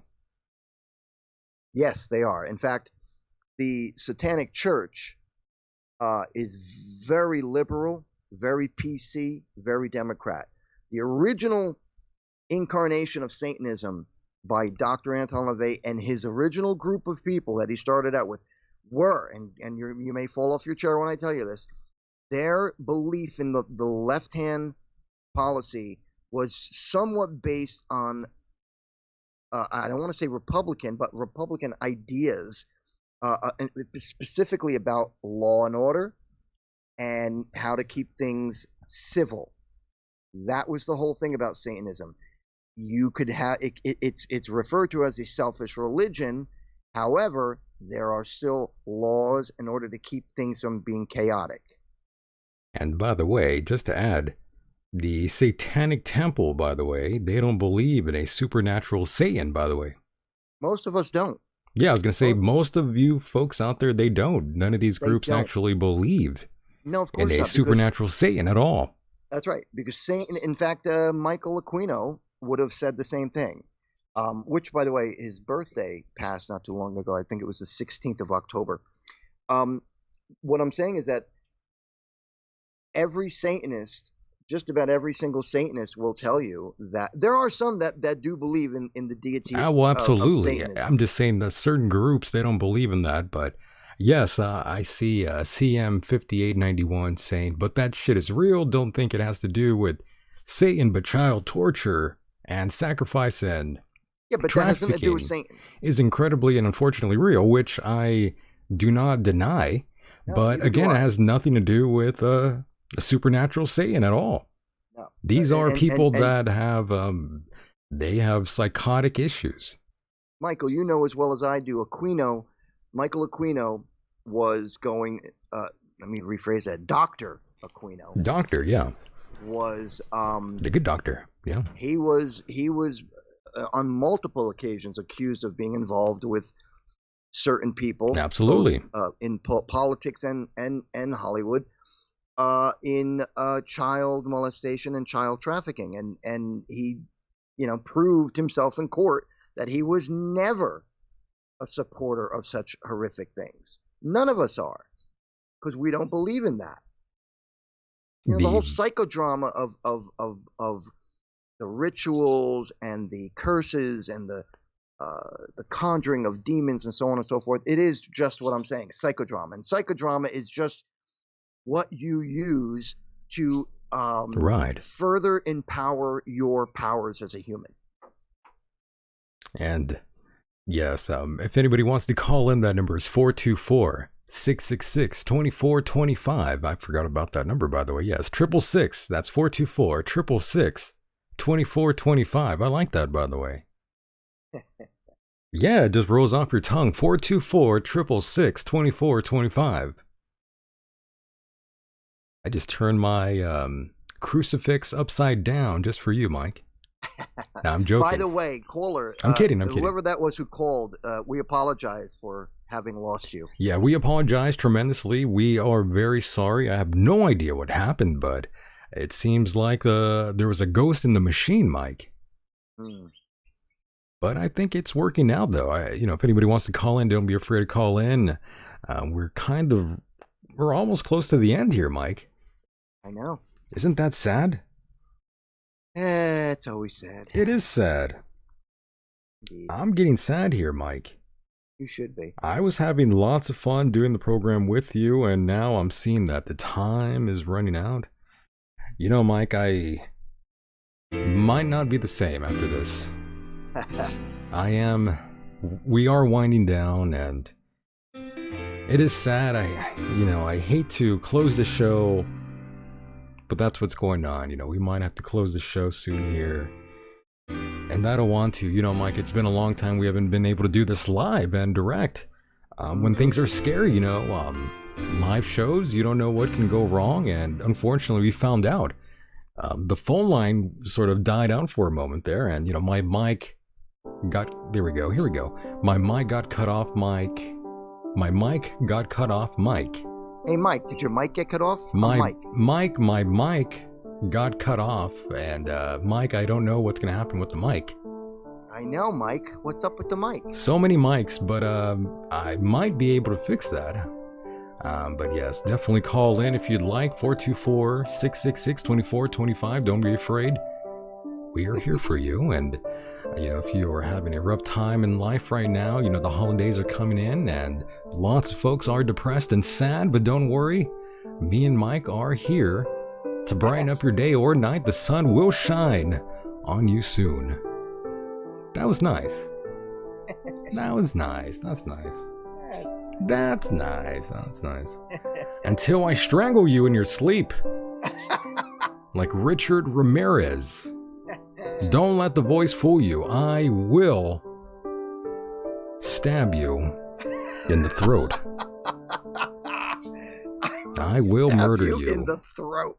With my mind, of course, not physically. That would be wrong. I would never murder you. Not intentionally, of course. Just by accident. Metaphor. We might be hunting and I might, you know, aim the gun towards you and shoot you instead. That's barbaric right there. Call you Cheney. I know, I'm like Dick Cheney. I'm gonna shoot you and then you're gonna apologize for it. What a guy. What a guy. What a guy. Oh, Myke. What a time to be alive, my friend. Oh, you think so? I disagree. Oh, it's crazy, man. I'm telling you, we've hit the peak. Yeah. Peak of society. Really sad. It really is. And then, of course, Myke, we have your favorite people on Earth, like this guy here. Now, one day they will find out that hell is. This is the stuff of Nero. And if we're going to sit here and talk spiritual implications and manifestations about when the spirit of the age manifests itself on that team, you obviously need to know if you come to this show. I'm sure as hell going to do it when it happens on the other one. This is the stuff of Nero. Now, Nero in our system of government could not put Christians on stakes, light them on fire to illuminate his orgies. He doesn't have the power to manifest something like that. But here's what Nero will do. Lawfare from the federal government of the United States of America will now be declared upon the Church of Jesus Christ. Okay. The United States government is about to declare itself at war with the kingdom of God. Oh openly. my. How do you feel about that, Myke? On a federal level. What exactly is he talking about? No longer just a few blue states like Oregon that want to go after Sweet Cakes by Melissa, or Washington that want to go after Barronelle Stutzman, or a few crazies in Denver, Colorado and their rainbow jihad that want to go after poor Jack. No, on a systemic level, the United States of America is going to declare war on the church with this legislation. That's its intent. You're declaring war, and that's Steve Dace, I believe that's his name. So what exactly is he talking about? I have no idea. The listener sent me that clip without any context, and I just thought, yeah, this guy is nuts. And of course, you know, he was endorsing Ted Cruz, from my understanding, back in 2016, and worked as a senior campaign operative in Iowa for Cruz's presidential campaign. That's plenty of reason for me to think this guy's full of shit. And of course, he said he was not going to back Trump early on, but once Ted Cruz dropped out of the race back in 2016, you know, he sort of changed his tune, and now, you know, he's all in. So he's a flip-flopper. Yeah. Yeah, there's plenty of those around, right? Yeah. Yeah. That's Steve Dace for you. I think that's his name. He's on that network, the Blaze. Oh, is he? Yeah, the Blaze Media, I think it's called. Yeah, once you go there, we never hear from you again. That's a Fox show station. I don't know what that shit is, but it's awful. Listen, man, you know only gross. I told you before, the only real talk show host I listen to for my news is Mark Levin. They're all full of shit. I know how you feel. But Fuck them. Let me just explain one thing. That was a good fuck 'em, by the way. It was smooth. Fuck it. Oh yeah, that one. Yes, that's another good sound drop there. Yeah, fuck it. My point is this: out of all of them that I listen to, I think Levin is the one who gets right to the point. But let me just say Mark this about Levin. him: as much as I love his information, he does tend to occasionally, not as much as Hannity or Prager or Savage or all the other ones, he doesn't bring in God, the religious aspect. I see. Yeah, the right all the time. Mm. He is a religious man. He's a Jew, and he is a religious man who supports both Christianity and Judaism. The problem, again, I've explained it so many times, I don't like hearing that when we're talking about politics. All the other talk show hosts and the right, they all push the God thing. And I sincerely believe that is a personal issue that you yourself need to deal with. You don't need to be taught it through politics. It's a political strategy they use to ensure that they'll have financial backing. By those who are Christian. Are right? autistic and Christian, yes. So I don't agree with it. You like the way I threw that in there? I said autistic Christians. Yeah. They wear helmets. But yeah, it's not over just yet. We have one more sound drop here for you. This is from Shane Vaughn. Rages against all those dishonorable people who dare to support anyone other than Donald Trump. Let's hear him. Let's hear what he's got to say. In this case, Donald Trump. God will raise up a man with a message. Whoa. In this case, Donald Trump with the MAGA message. He created the message. He personified the message. He codified the message. He promoted the message. And he made the message successful. And now riding all in his car? These unloyal, Ride. dishonorable people, Ride including Melania. Ron DeSantis, have come behind the messenger trying to steal the message and take his glory. It will never work. You listen to me. It will never work.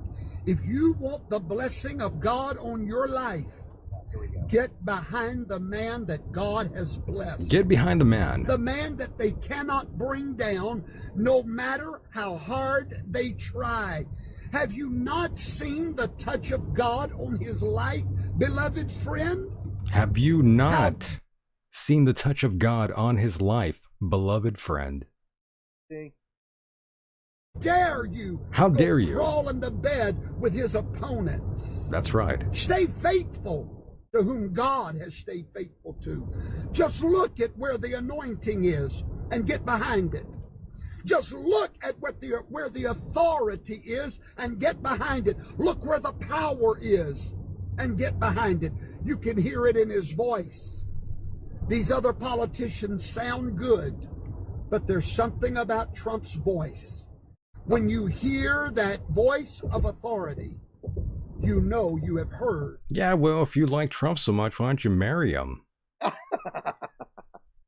think he might be turning gay.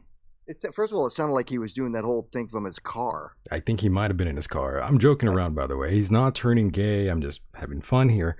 But yes, obviously this man believes that Donald Trump is the Messiah. Yeah. What do you believe? I mean, what do you believe? What do you make of these folks, by the way, Mike, when you hear them thinking of Donald Trump as some sort of deity? That's idiotic. I think they lost their fucking minds. And to take into consideration, mind you, prior to Trump running as a candidate for presidency, he was a Democrat. That's right. Well, don't tell them that. They don't like that part. Right. They don't remember that. And yeah. and I bet you confidentially, I would bet you $1 million that short-term memory. before he was president, I'll bet you he was also pro-choice. Most likely. Even Trump, I believe, is actually... I believe he's an atheist. I don't think he's religious at all. I think so, too. I don't think at all he's like a Christian whatsoever. I don't think so either. And I got to be honest, in the back of my mind, or I should say in the back of his mind, when those crackpot people from the religious sectors come and support him and say all the things that they say, I got to tell you, I bet you in the back of his mind he's laughing. Saying crackpot. No, he's laughing his ass off. Right. He's got to be. Has to be. I would find it amusing if people were, holding me up to be some sort of deity. Mm-hmm. I'd be like, you are out of your mind. He's just a man. He's a smart man. He's a towering figure with authority. He's a confident man, and when you are in business, you need to be confident. Yes, Lord. Hallelujah. Thank you, Jesus. Thank you, Jesus. Thank you, Lord Jesus. Thank you, Lord Jesus. He received your healing. Yes. Now. On God, Myke. On God. Say it, I take it. I take it. I have it. I have it. It's mine. It's mine. You're killing me. I Hallelujah. thank you and praise you for it. Praise. Yes. And I forgive if I have all against me. And I praise you that I'm well and whole. Praise Allah. Yes. According to the word of praise God. Allah. Hallelujah. I'm healed. I'm healed. And I praise all the gods, by the way. I praise myself. I praise Jackie Chan. More people should pray to me. I think more people should pray to Jackie Chan. Have you seen his stunts? Ugh. The guy almost, he's almost killed himself 100 times over.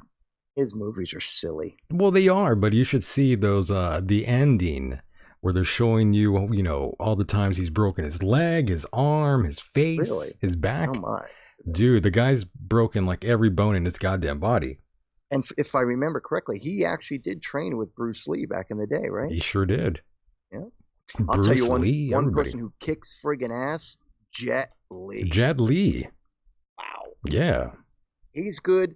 And there's another guy whose name, I cannot pronounce it. It's Chinese or Korean, I'm not sure. But a guy who played in the movie I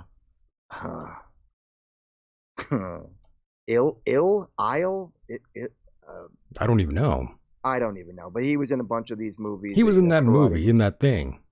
Anyway, there's a couple of martial arts artists out there who are absolutely fantastic. That's Jet right. Li is one of my favorite. For sure, for sure.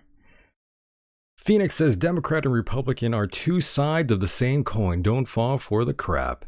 I disagree. Yes. Well, they're not exactly the same thing, but I get your point. I don't side with any of them, to be honest. But I get the point. Right now, the Democratic Party a little nutty right now. Right. That's a fact. See, that the point is, Michael, it's the times that the Democratic Party has gone insane. There was a point in time when left and right, even though they had opposing sides or opposing opinions, that they still believed in the sanctity of this country. Whore, liar, whore, and you know it. Liar, whore, and you know it. I love that, by the way. What's that from? I forget exactly where that sound job comes from, but yes, liar, whore, you liar, whore. Love that. It's a good one.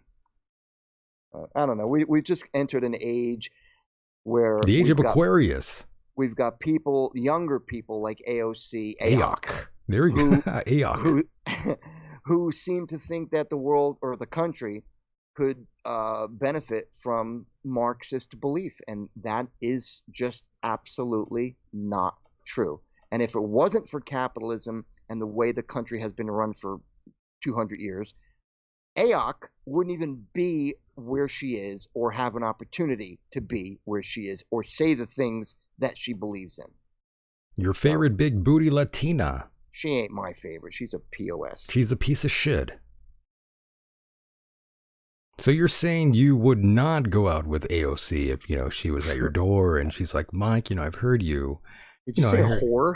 She's like, no, she's like, I've heard you talking about me, Mike, saying all these bad things, and, here I am to straighten you out. I'd say, come on the show, let's talk. You'd say that? And then I would tear her to shreds. I hear you. All right. She's an idiot. Fair enough. She's an idiot. Fair enough. You don't vote somebody into Congress because they look cute. And believe me, I don't find her cute. She's got nostrils that are the size of soup bowls. Well, I don't find her, attractive myself. I don't either. I think she's whatever. She's she's a beautiful girl, in my opinion, for the sort of field that she's in. Yeah, she's the same field that Nancy Pelosi's in. I mean, come on. Right, compared to the other old fogies that are in that. And Mike, furthermore, Nancy Pelosi is a great example of why we should have term limits. Absolutely. In fact, Trump even said it. We need term limits. You can't have these career politicians hanging around. No, and that's not to disrespect the older generation out there, the older folks out there. There's plenty of older folks that are fully capable of getting the job done. But I mean, Nancy Pelosi. Politics. Not in politics. In politics, they do. It's a little different. Yeah, in politics, it gives people the opportunity to make decisions and stuff from a political point of view, where they, as they get older, their decisions may not be right. Look, bottom line, get them out. 4 to 8 years. Get them out of there. That's it. Done. Run them out. I'm so sick of these people who get these lifetime positions. And then you've even got, even with the Pelosi's, how did they get so rich? That's true.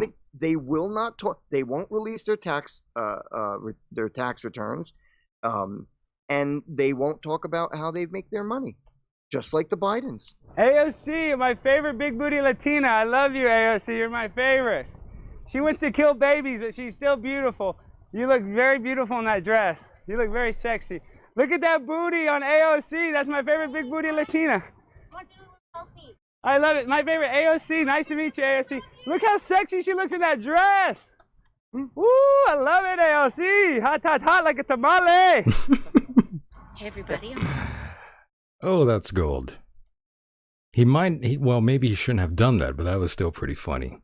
And did you know that when she was walking up the stairs, she was walking with her husband? Was she now? Yeah, her husband was the guy with the dog. Her husband probably watches her get plowed. He seems the type. He seems like a cuck. He seems like a wimp. He seems like the kind of guy that would, ask you to bang their wife in front of them. He's a feminist. That's what he is. Yeah. Can you imagine? I'm telling you, Mike, that is... I can't imagine having a wife, a girlfriend, and being like, go ahead and sleep with her in front of me. Yeah, I'm into that. I want you to bang my wife. Bang my wife, please. Bang my wife in front of me. I'll stick my face close into that action. All right, that's this. I'll get right in there. I like to watch. What's the big deal? Overstepping your boundaries. I'm just repeating what I think goes on in that bedroom. In my perception, I might be wrong, but I'm going to hell. You and me both. I'm going to hell. That was wrong. Jesus Christ, Mike. I am going to hell. My mom said I sold my soul, by the way. Your mom said that? That's what my mom said, and she wasn't joking around. I thought, well, thanks, Mom. I feel great now. Thank you. Wow. Thanks, Mom. You're so nice. You're so nice, Mom. Does she listen to the show? No, but my father occasionally does. That's always. I know your dad does. Oof, yeah. That's always a scary one. Are you? I'm always like, please don't listen to that episode. do you get like a little embarrassed? All the time. My dad's like, oh, I'm listening to you and Mike. I'm like, oh my fucking God. I'm like, please don't, Dad. No. Daddy, no. I've never called my dad Daddy, by the way, and I've never kissed him on the mouth. I'm not a fag. That's a joke people line up. I'm just calling him a cigarette. It's okay, you can laugh. These are just jokes. But no, by the way, I've seen lots of celebrities kissing their children on the mouth. I think that's disgusting, by the way. I used to kiss my dad right up until when he died. Your dad was making out with you. No, He used to I slip never made out with my him. dad Just slipped that- me the tongue. Oh yeah, no, that's wrong. He was 6 beers in and he slipped me the tongue. That happens. Never kissed my pop on the lips or my mom. That happens in Kentucky a lot, I heard.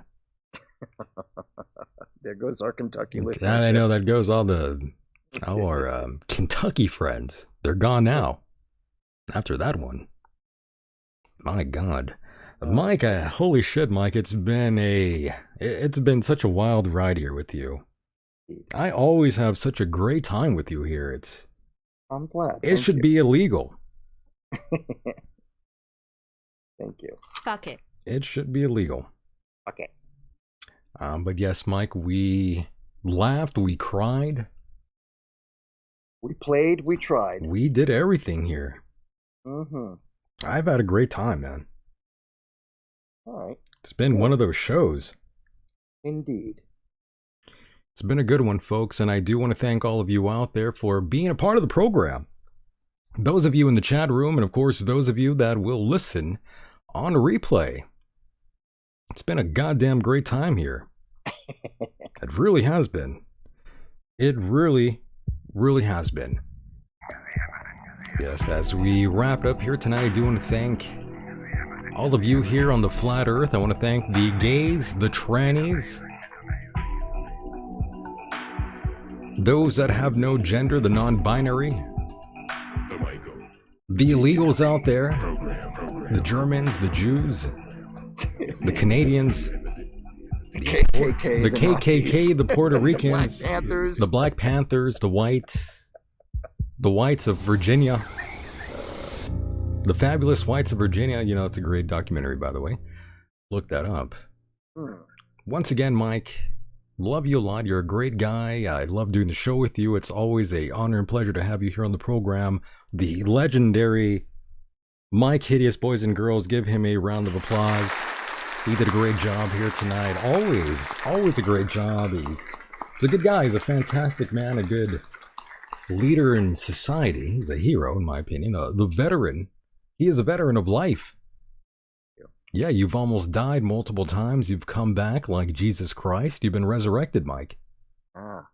Only. You fought cancer. I mean, you are like Jesus Christ. Yeah, you're like Christ, in my opinion. Most people can't even win it the first time around. It's true. So, Mike, be proud of yourself. Don't be down about yourself and life and all that fucking shit. You fought cancer multiple times and kicked its ass, Mike, so... You mean like the day I sent you the picture of the cake I baked? That's right. I mean, don't feel so bad about yourself. I mean, you survived cancer, Mike. That's a tremendous accomplishment, my friend. Thank you. Yes, sir. So, Mike, once again, thank you so much for being a part of the program. Go ahead and plug away as we cut you loose here like a child from... Neverland. Neverland Ranch. Abortion at a prom. Yes.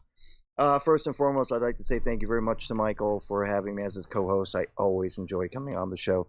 Secondly, thank you so much, everyone, for listening to the live show, and anybody who's listening to the podcast, thank you so much. The Michael Decon program is always out to satisfy your needs. Sexually. And lastly, mentally. If you're interested, I have a book called King of an Empire to the Shoes of a Misfit. It's a great book. I was thanked in it.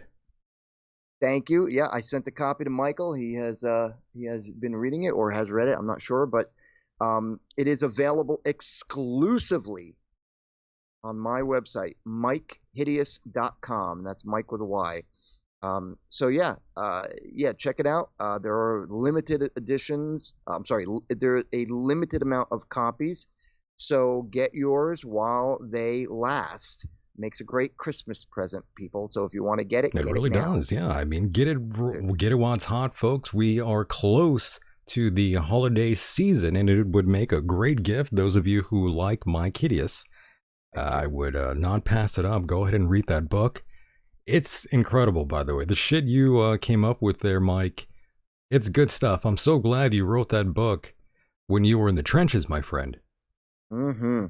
Thank you. It's a good book, and as I said, man. it's only available on MykeHideous.com. So yeah, if you want to get yours while you still can. There's only less than 40 copies left.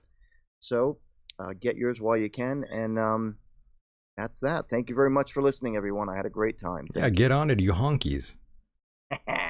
There you go. Once again, Mike, love you very much, and we'll talk again, my friend. All right, brother. I'll talk to you at some point, I'm sure, either text messaging or on phone call. I'll talk to you later, buddy. Good night, everyone. Have a great week. Mahalo. Ciao.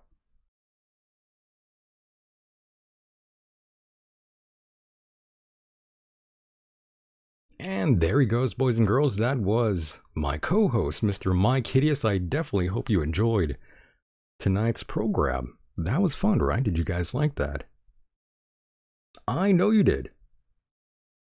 Oh, I know you did.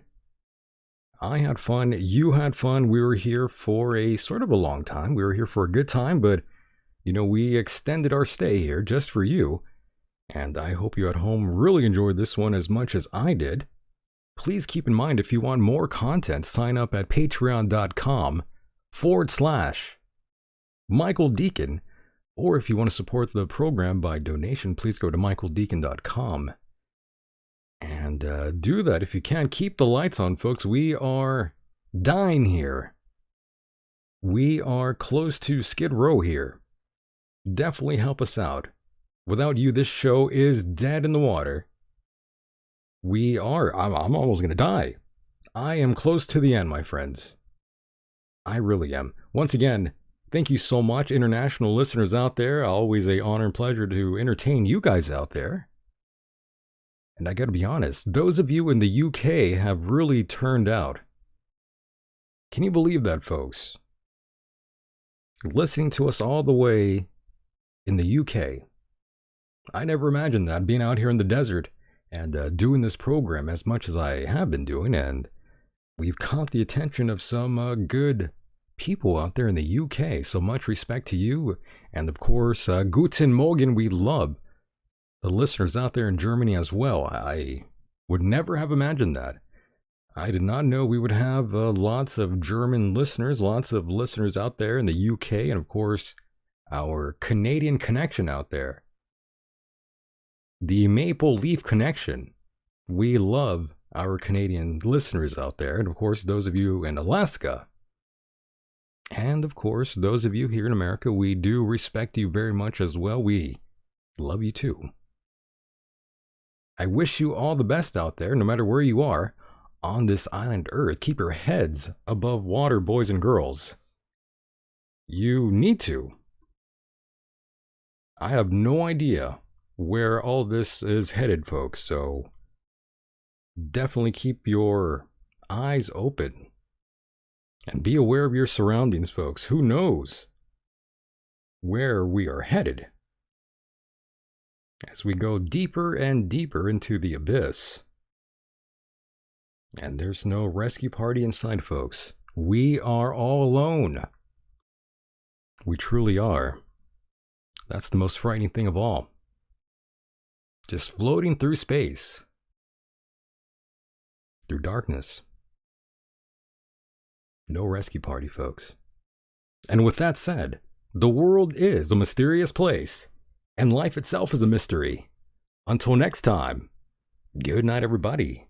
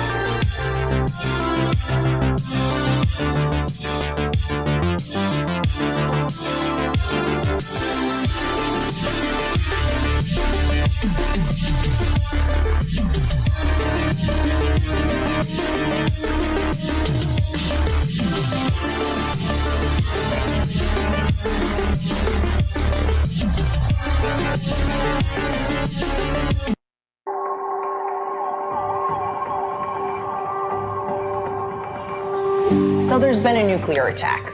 Don't ask me how or why, just know that the big one has hit, okay? So what do? There are 3 important steps that I want you to remember. Step 1, get inside fast. You, your friends, your family, get inside. And no, staying in the car is not an option. You need to get into a building and move away from the windows. Step 2, stay inside. Shut all doors and windows. Have a basement? Head there. If you don't have one, get as far into the middle of the building as possible. If you were outside after the blast, get clean immediately. Remove and bag all outer clothing to keep radioactive dust or ash away from your body. Step 3, stay tuned. Follow media for more information. Don't forget to sign up for Notify NYC for official alerts and updates. And don't go outside until officials say it's safe. All right, you've got this.